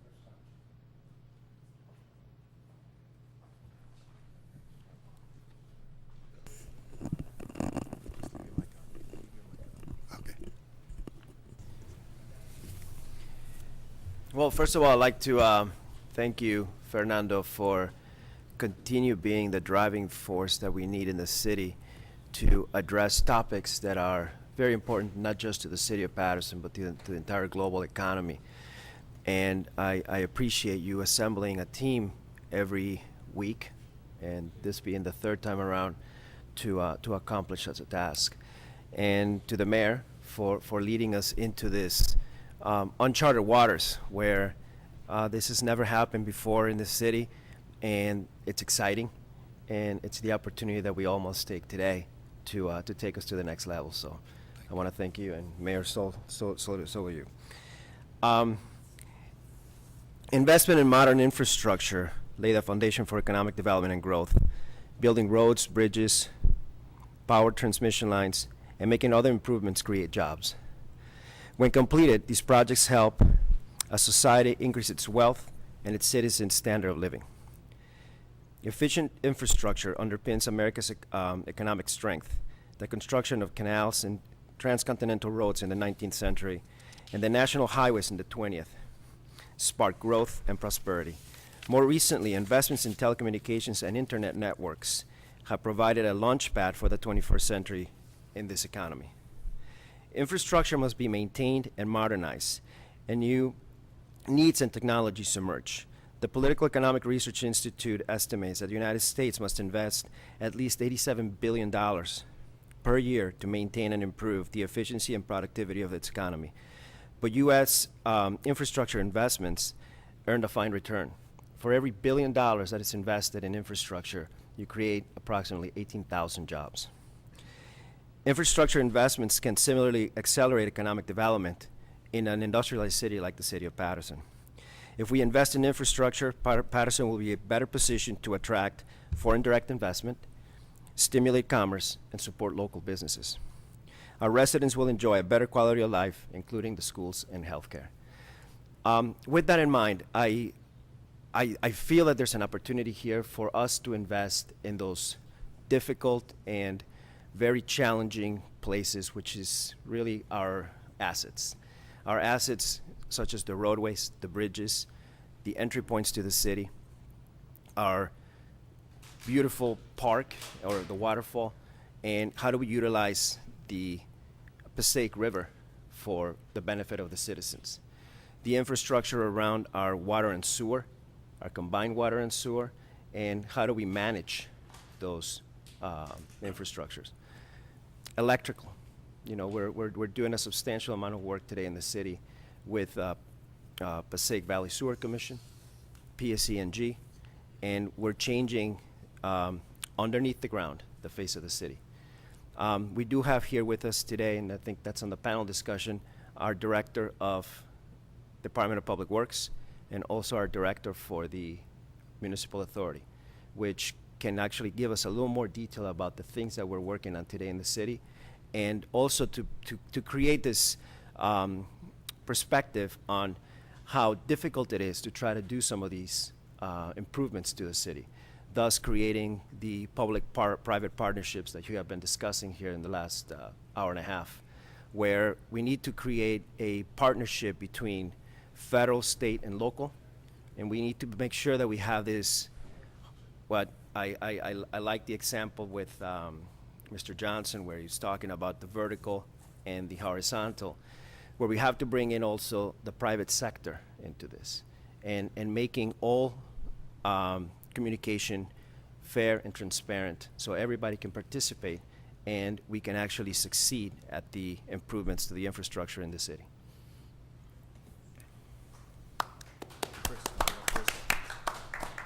Chris, you want to come up? And Eric?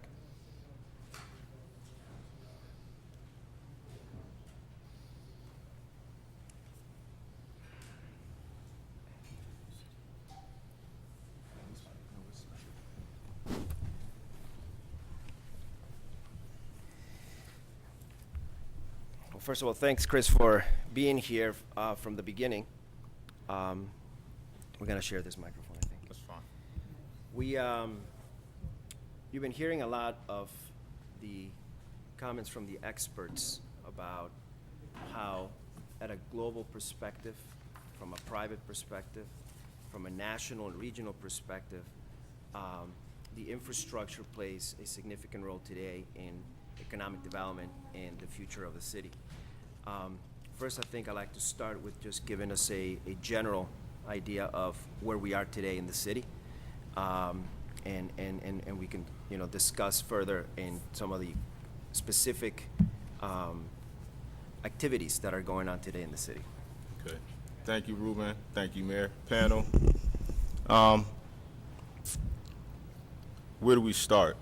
Patterson, being a city that's 200 years old or older, we have a lot of the same issues that many urban cities across the United States have. We have a crumbling infrastructure, more specifically, our sewer systems. We have a system here in the United States where we're talking about wastewater technology is relatively new. However, in the grand scheme of things, you're still talking about 100 years old. It's not uncommon for us to dig up a roadway and find a line that's been installed in 1888. So let me start there and say some of our difficulties. We're talking about brick lined. In some cases, we found sewer pipes that were made out of wood, and that's how far back we go here. So in a city like this, that's the biggest challenge. Where we are now, we have issues throughout the city where we're covering cobblestone roadways with pavement. The issues that creates now that, now exacerbates over time because it's not the proper base that we need. We have situations where to bring our sewer systems in line with current EPA requirements poses a challenge. One of the things is that they require is that we now separate our systems. So instead of just having one line that carries both our wastewater and our rainwater, we're required to separate systems. Many urban cities throughout the United States are going under a mandate from the EPA to separate systems. The newer cities don't have the same issue that many urban environments have. So that's one of the things that we're been processing. We've estimated that to create the fixes or to comply with this requirement would have cost in excess of $800 million. So those are the type of challenges. So now we have a piecemeal option. We have a couple million, say about $6 million each year that's tailored towards these upgrades. But while we're making the upgrades, we're also we have to keep on track with some of the repairs. So those are some of the challenges that we face. We've filled out for grants. We've been fortunate to have an aggressive repaving program, which is great, but if your underlying bases, if your substructure is not strong enough, a lot of that is for naught. So it's great to have a smooth riding surface, but if it doesn't last for more than 4 or 5 years, that's not a good thing either. So I would say overall, biggest challenges definitely would be the age of our infrastructure. However, hopefully we'll get some help from the federal government, especially as it relates to the EPA requirement and the issues that we have with separating our sewer systems. So I guess overall what you're saying is that we have an old infrastructure that requires a substantial amount of money to be able to repair. And as we approach, the next generation of the public-private partnerships, we will get a little bit more of that funding coming from the federal government. However, talk a little bit about the workforce and you know, some of the benefits that you have by being in the city and some of the challenges that you may have.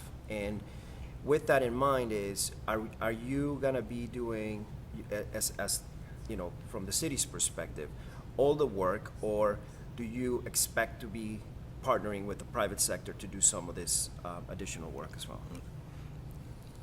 Because of the setup, I think really with municipal government and government overall, we have a challenge where we may get workers who are not skilled at a level or efficient enough in performing the work to make it worthwhile. Efficiency and economics go hand in hand. As much as we would like to employ many of the people that are currently in the workforce, the reality is there needs to be a level of training to increase their efficiency. One of the issues is that training also requires money. So in many cases, it's advantageous for the city to go out to bid and have private contractors work on the job. Now, I don't want to sound, it's not all gloom and doom, because in many cases we have contractors who actually hire citizens from the city and also train them. So I think in that regard, that is a benefit. We have some projects right now where we'll have a contractor do a portion of the project, and they'll team up, and the local forces will take care of some aspects of the project that don't require as much technical know-how. But as much as we would like, my desire is always to use local forces that work for the city, municipal workers. We like to get them out there and train them at a high level. Unfortunately, because of cost constraints, obviously the private contractors, those individuals make more money than the municipal workers. That's a big part of attracting the best, the most qualified, and the most technically competent workers. That's a challenge. But again, as much as I would like to use municipal workers, use local workers, the reality is, as a result of efficiency, it is actually better to use tax dollars in some cases, depending on the project, in some cases, to utilize private contractors. Just a question.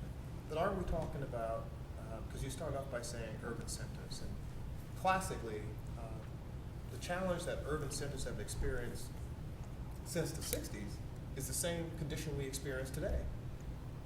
Infrastructure is based on the time of industrialization, and even beforehand. That's when urban centers were the only cities about. The suburbs and the rural communities we know of now, they weren't even a thought. It was an agri-system, so we had a lot of farms, and then we had urban, which was the destination where all your issues were addressed, your banking, your shopping, so what happened is we shifted from urban, which is density, to spread out and sprawling. And resources also left, and was left on the backs of those within the communities through taxation to try to figure out how they're going to fix it. Right. But the growth of the cities did not keep in line with the resources or the lack of resources, and so decay comes about. So I just want to make sure we're talking about America, urban America.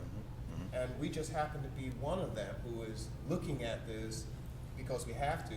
Federal standards and requirements are forcing us to take a look at that, almost with a gun to our heads, unfortunately. It's not a question of you can do it, they're telling us you must do it. And must doing it puts us in, as you said, a dilemma. The dilemma is we still have to maintain the daily, and we never know when an emergency is going to come about, and that's the existence of our existence, that we're dealing with emergencies. And so the long-range planning and having the resources to support it, that's the big agenda. So I'm encouraged by Mitsubishi saying we stand with those who are interested in full investment and are serious about it. I'm encouraged by Mr. Johnson, who talks about not a model approach, a basic and common sense approach. And I'm encouraged by Congressman Delaney, who says this infrastructure conversation doesn't necessarily have to be high altitude. if you develop it because you understand through the conversation that you can also start it from the ground up, we would be the best to navigate where we are. So I heard it, and I didn't mean to go on a tirade, but it's very frustrating to know that we have over 200 miles of roadway, yet we are only able to obtain maybe $6 million, if at best. But we use $4 million to repair roads that we can't fix because everything underground takes away from it. That vicious cycle. And then we have 7 bridges. And each of the bridges has its own set of challenges. The roadways that lead to it, the surrounding neighborhoods. So it's a ping pong effect. So I just wanted to, I heard you, I mean, we talk about this all the time, but it's really frustrating. And yet, there's opportunity. Absolutely. And that's pretty much what this is about. The Absolutely. investment potential to help us do public-private partnership, but to what cost? Correct. Because that's really the part that has to be on the table, and that's what the invitation to folks is about. What are we willing to share in this public-private partnership conversation? Absolutely. Sharing the development, investment in hotels and the Armory and Henschler Stadium and the National Park and our roadways. We're giving some of ourselves for how long we don't know. But if we can all agree that that sharing will be of a mutual benefit to all, and in 10 years, 15 years, we're all going to get our return. Healthy living, clear roads, a happy community, and more investors. Absolutely. I'll refrain. So with that, I mean, and with that, actually, I think it speaks a little bit about, you know, what economic development is and can be in terms of creating an environment where businesses can come to the city. You know, the concept of business attraction and business retention to create jobs for our citizens, it goes hand in hand with the type of infrastructure. I mean, location-wise, we're one of the best places in the state. Yeah. You know, we're within 100 miles of the best purchase power parity in the country. Absolutely. We have our ports, we have our airports, our rail, our road infrastructure. And today in the city, we're actually at a place where all the incentives that we could actually provide to a customer to come to the city are there. We literally have one source of income, which is our real estate tax. And today we're willing to pledge that entire real estate tax to the customer to come to the city for 10 years. So this would allow for one of the pieces to come in, which is the incentives. Right. The state of New Jersey has done their work, and they've consolidated their incentives into 2 very robust incentives. One is for developers to come and expand and construct, and it's an incentive that creates a reimbursement to a developer. And the other one is to the operator. It's an incentive about job creation and job retention to a particular area. And Patterson is poised to have that.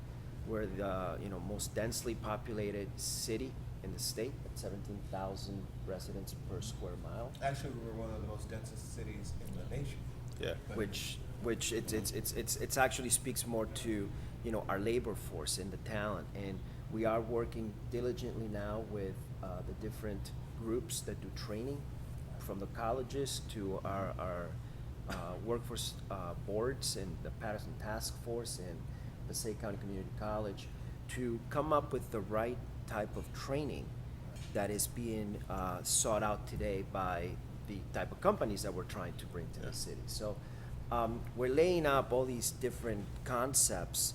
I guess really what's just missing now is the money to be able to start an infrastructure development that will allow for the chicken at the egg concept that we talked about before.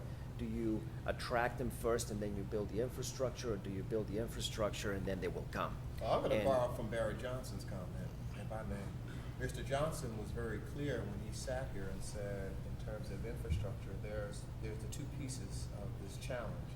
One is to wait for the money and see if the money comes to help beget the conversation. The other is to beget the conversation, start the action, which generates the interest for the money.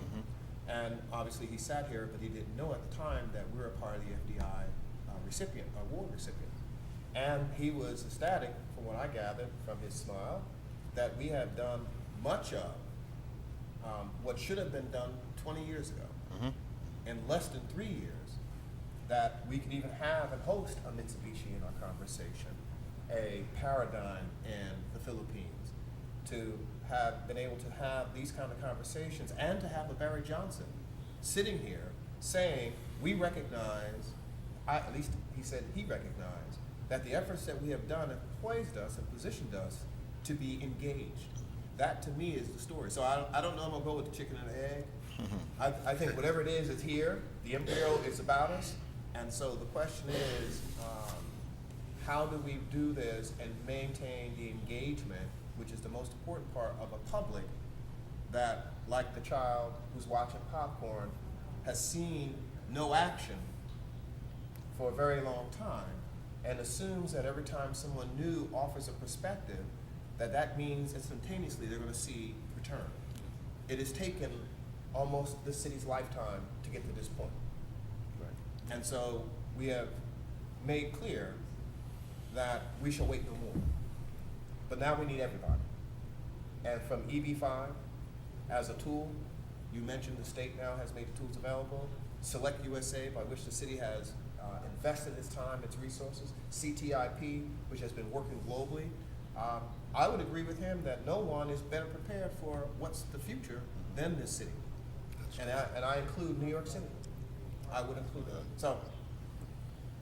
Well, I totally agree. I think the different people or different organizations are now poised to come together, and right now it's about communication and letting people know that we're open for business. We want you to come and talk to us, and whatever tool that we have or whatever aspect that we can do to help out in terms of a relocation or attraction on the business side, we're here to make that happen. So before we end, I like to kind of finish in a good note is, if you had the magic wand and you say, this is the one thing I can fix tomorrow, and let's not put money and or workforce in play, but just make it like it's you have it available.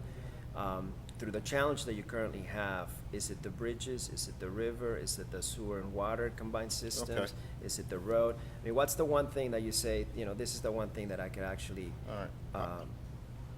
get done?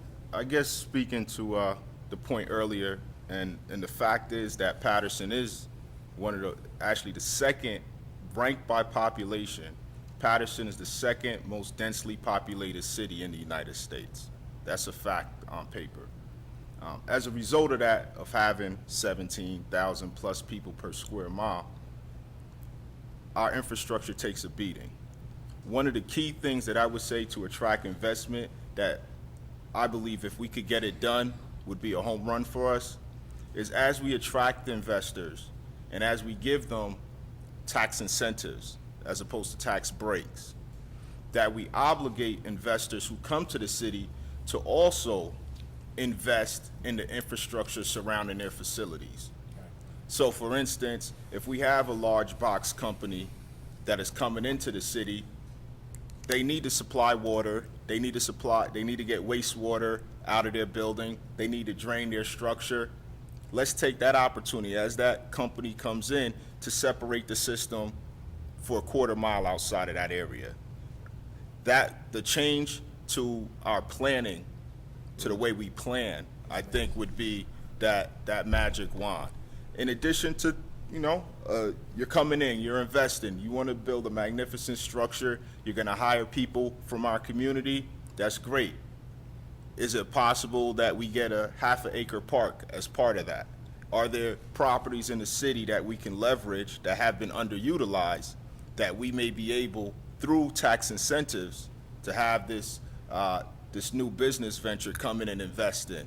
I think that would be the magic wand. I think that would be the perfect marriage of public and private partnership, where it's not all falling on the government's dime or really the taxpayers who live in the city to have to fund these civic projects. I think that's the key there. Having a relationship with private investors to use some of their profits to invest in civic properties.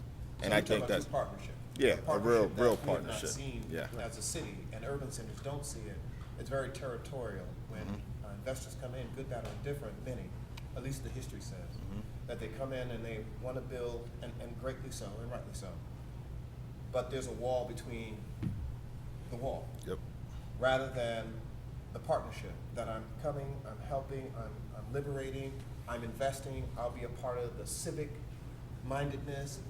I understand, so we grow together. That is the path we have to take. And again, having 52 different nationalities and ethnic groups being a part of this footprint, the challenge is we first have to start knowing each other. And as we learn each other, the cultures and things like that, I think that helps. But I agree 100%. It's about true partnership. Yeah, yeah.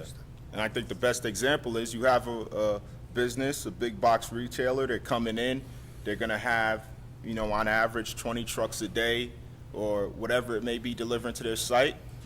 The road that they may be on, that they're located on, may be inadequate for that volume. So it could be something as simple as widening a roadway by 4 feet to properly accommodate the traffic at their cost. Okay.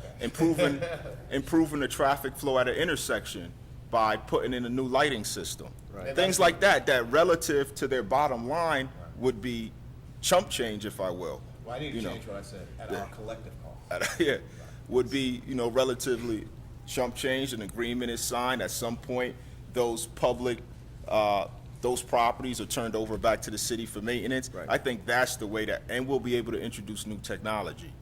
And I think that's the best part of that type of relationship. That's not the solution I was expecting, but I like it very much because you're actually providing a long-term sustainable solution, which is really what we need. I'm curious what you were thinking about, but since No. you have a bad I'm not the director of the Got it. Color Public Works. Got it. But I do appreciate that thought process because that really creates that long-term sustainable partnership that we're all looking for here today. Yep. Well, thank you. Thank you. Gonna stay with us, join us, or we're gonna join? Thank you, gentlemen. So one more. Bring a chair up and. No, you guys can stay. Oh, yeah? Eric Lowe, and he's our executive director for the Municipal Utility Authority. And I guess in a similar light, you know, first of all, tell us a little bit about what the MUA does for the city and what are your challenges today in terms of what could be done different or more efficiently at the MUA? Well, the Patterson Municipal Utility Authority owns and operates the hydroelectric plant, one of several original hydroelectric plants in the Northeast area. We've been providing green renewable energy for over 25 years. That's one of the secrets of the MUA, that message has not really gotten out there. We also own and operate what is now the Great Falls Historical National Park. That includes Mary Ellen Kramer as well as Overlook Park. Also some investment properties around the park itself. What our biggest challenges would be is, I guess, our identity. Prior to 2009, no one really knew what the utility authority was or that it even existed beyond that. Once President Obama signed into legislation the creation of the Great Falls Historical National Park, that pushed us really to the forefront.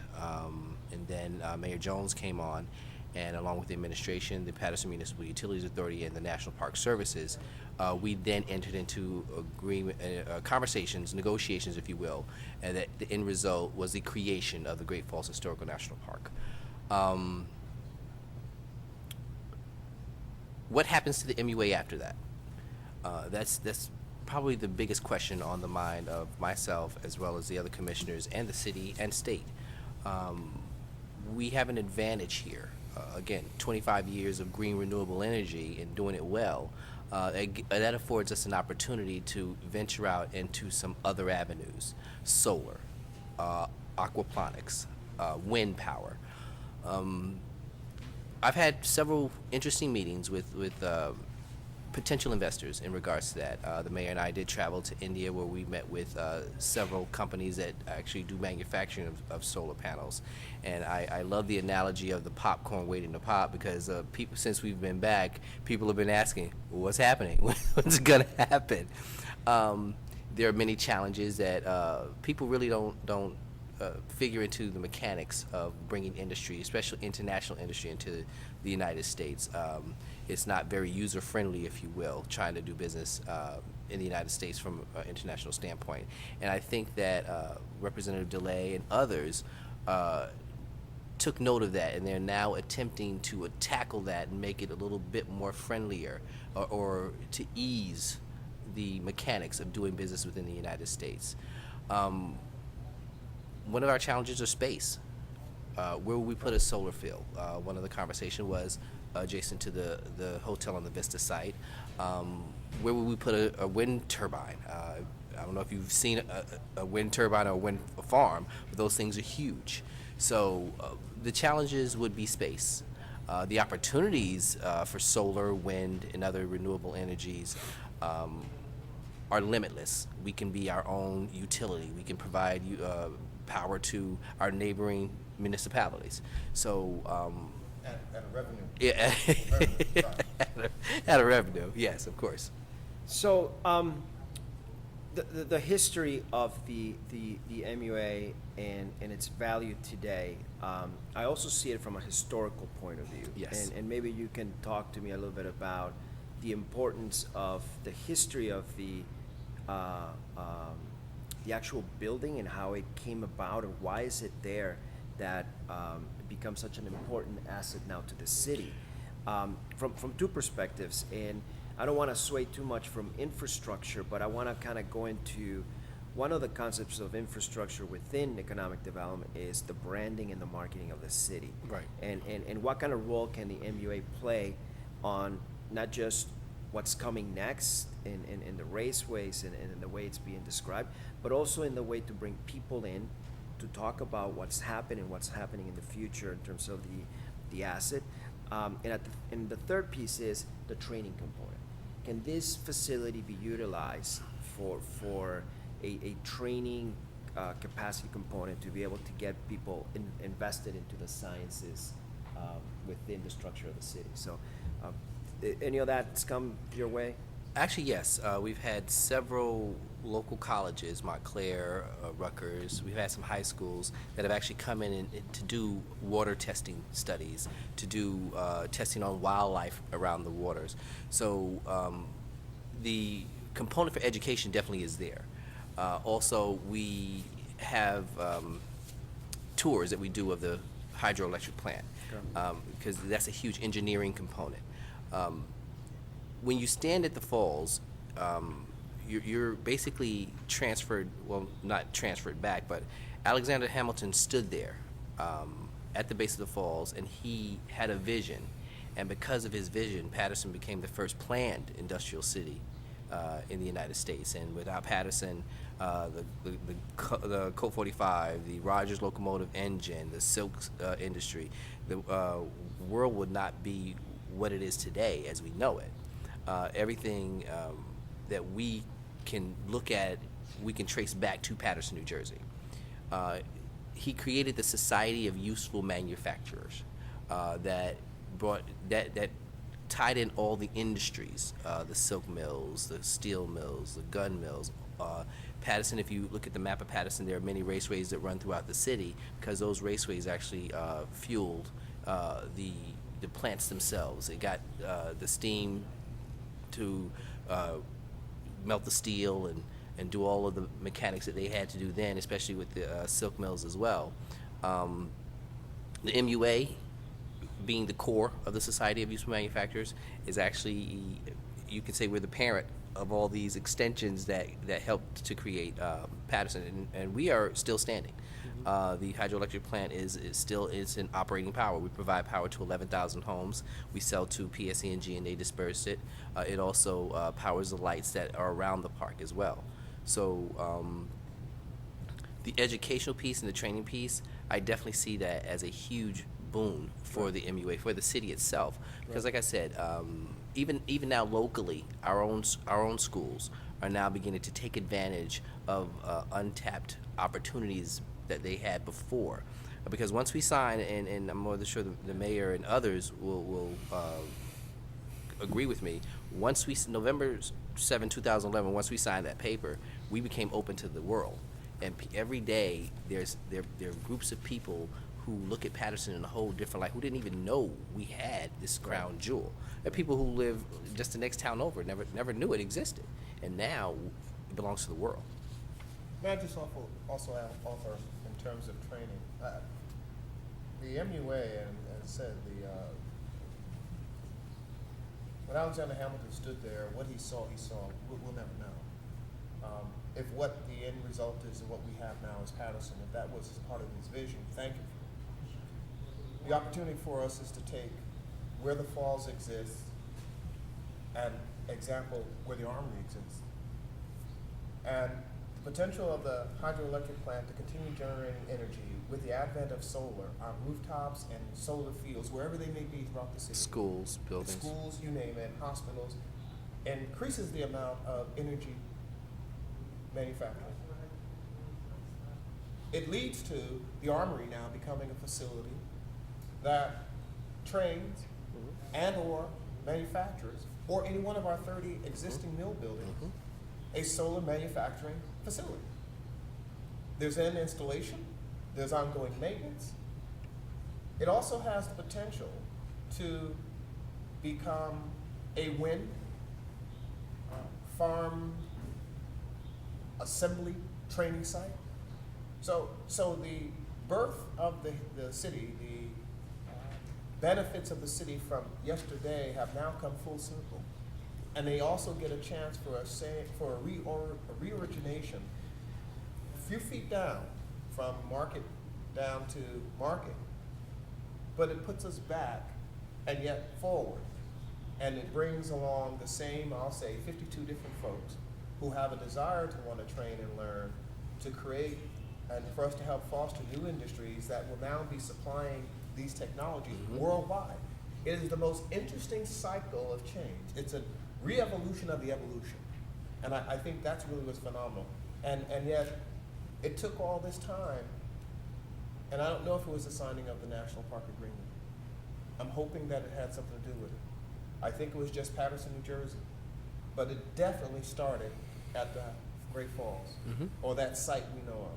It started there because that same energy to help create energy that would turn the turbines and the wind, the mills and the water wheels that created that energy that helped create the everything else that we know. It's still going. So I just want to make sure it's a full cycle. It is full cycle. We're using yesterday's technology to rebuild the city of today. Agreed. And I think that comes back to the same theme we had before, which is connectivity. You know, we're putting together all these pieces of the puzzle, and we're starting with the focal point. The focal point being the MUA, and building outside of that all the different aspects of not just infrastructure but economic development, and the importance that it has to the city for the training component, providing power to the residents, tourism, attraction, safe, clean environment, and many other concepts that we discussed earlier. So thank you for the opportunity to talk about that. Thank you very much. Enjoyed it. I enjoyed So we'll continue with the next program because we have 2 or 3 more left. So we'll just finish this because it's important for me to read the letter of Congressman Delaney, because I promised him that after the event, me and Mayor Jones is being invited to see him, Congressman Delaney, to support the city of Patterson. All right, so we have a document that was presented to us by Mr. Matthew Sokodolski, a friend of Ruben, of the U.S. Economic Development Administration. The document will be distributed to our members and non-members and those who are interested, and those who are listening to us now. If you are interested to get the document coming from the EDA of the U.S. Department of Commerce, feel feel free to email us and we'll send it to you. The other two documents that was provided to us by the office of Congressman Delaney, Ms. Liz Jaff, the Senior Policy Advisor, is about the House Resolution 2084 and the creation of the U.S. Infrastructure Bank. And so, without much ado, I would like to read the letter of Congressman Delaney to us, because this is very important in terms of producing the proceedings or DVD and present it to him as part of the program. This is addressed to me, dear Mr. Sopot. Thank you for inviting me to come and speak about my bill, H.R. 2084, the Partnership to Build America Act. I appreciate your interest as I work to pass legislation that will bring needed updates to nation's infrastructure. I apologize that I am not able to attend the third webinar event at the program Investors Forum and hope that this session goes well for all the participants. The Partnership to Build America Act has been welcomed as a solution to some of our nation's most critical infrastructure problems. The bill is now the largest bipartisan bill on economic policy on Capitol Hill, with more than 34 Democrats and 34 Republicans in both chambers supporting the bill. H.R. 2084 would create a $50 billion American infrastructure fund, which would be leveraged to $750 billion to finance transportation, energy, communication, water, and education infrastructure projects.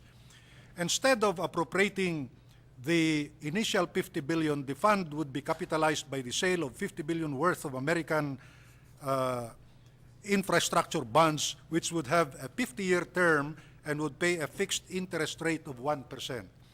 While bonds provided under these terms would normally fail to attract investors, U.S. corporations would be incentivized to purchase new infrastructure bonds with the benefits that for every $1 invested to the AIF, investors would be allowed to bring a certain amount of overseas earnings determined by auction back to the United States tax-free.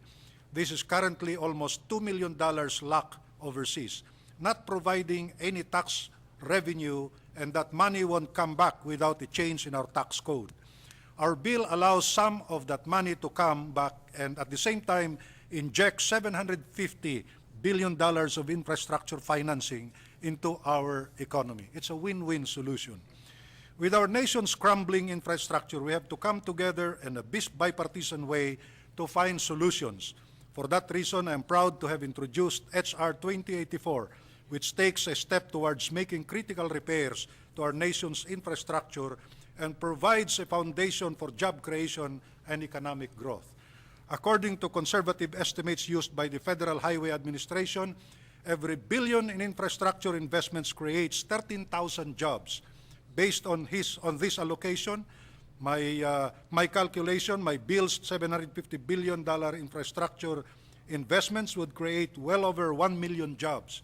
The Wall Street Journal recently offered kind words on the bill, stating that where the possibility of compromise exists, both sides should seize it. This is what the American people want, and it is what the country needs.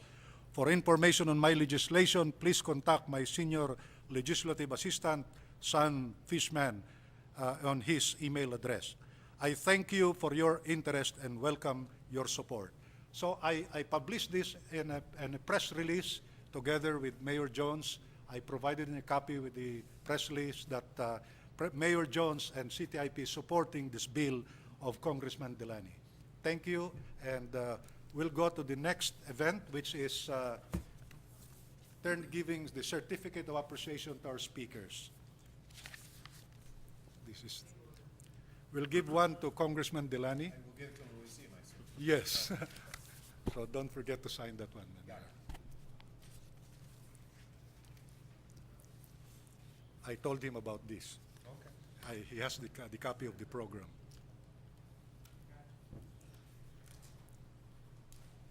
Then we have Mr. Dennis Ortiguera. Maybe you can come and receive your certificate of appreciation. Thank you, Dennis.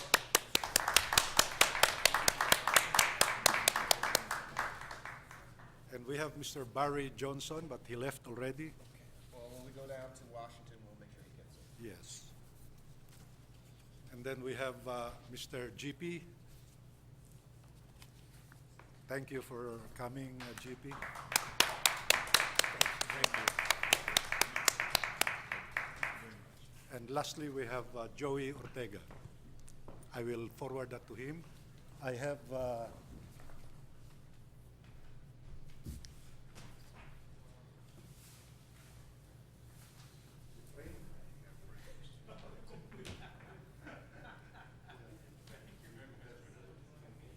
that's complete. All right. So the next in the program will be our chairman of CTIP, the closing remarks. Mr. Aaron Sabkor. So we thank you all for coming down and listening to what I think is one of the most dynamic speakers that you've heard in the last couple of hours. And we thank Jeffrey Jones for Mayor Jeffrey Jones to come in and give the keynote speaker in this particular event. What's amazing here is that every one of them have spoken in such a way that all of us feel very optimistic that the city of Patterson should be able to basically attract quite a lot of investment. The challenge, of course, is that when these investors come in, they would want to know how they should basically exit from those investments also.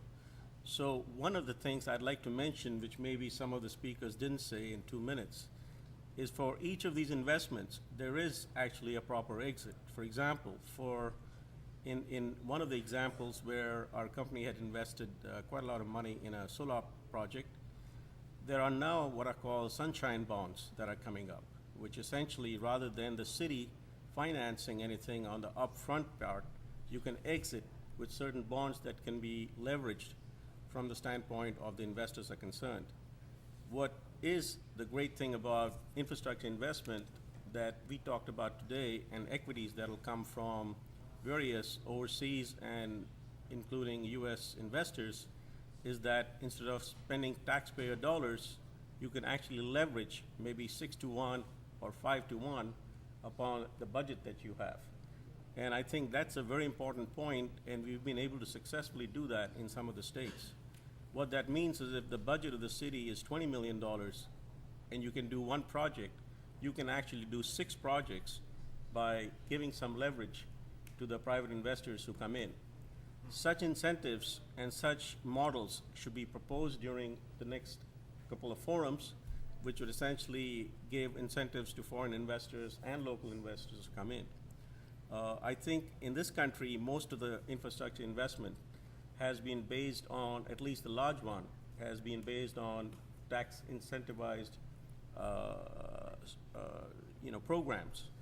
One of the challenges is that the foreign investors really don't care about those. And so we have to look at alternate means by which we show, at least for the city of Patterson, which has very large investment absorption capability, with I think which are very fantastic projects, to really give a model which works, which Mr. Sopat is an expert on, in combining both export credit from various countries and also give some incentives to the investors to get out of those projects.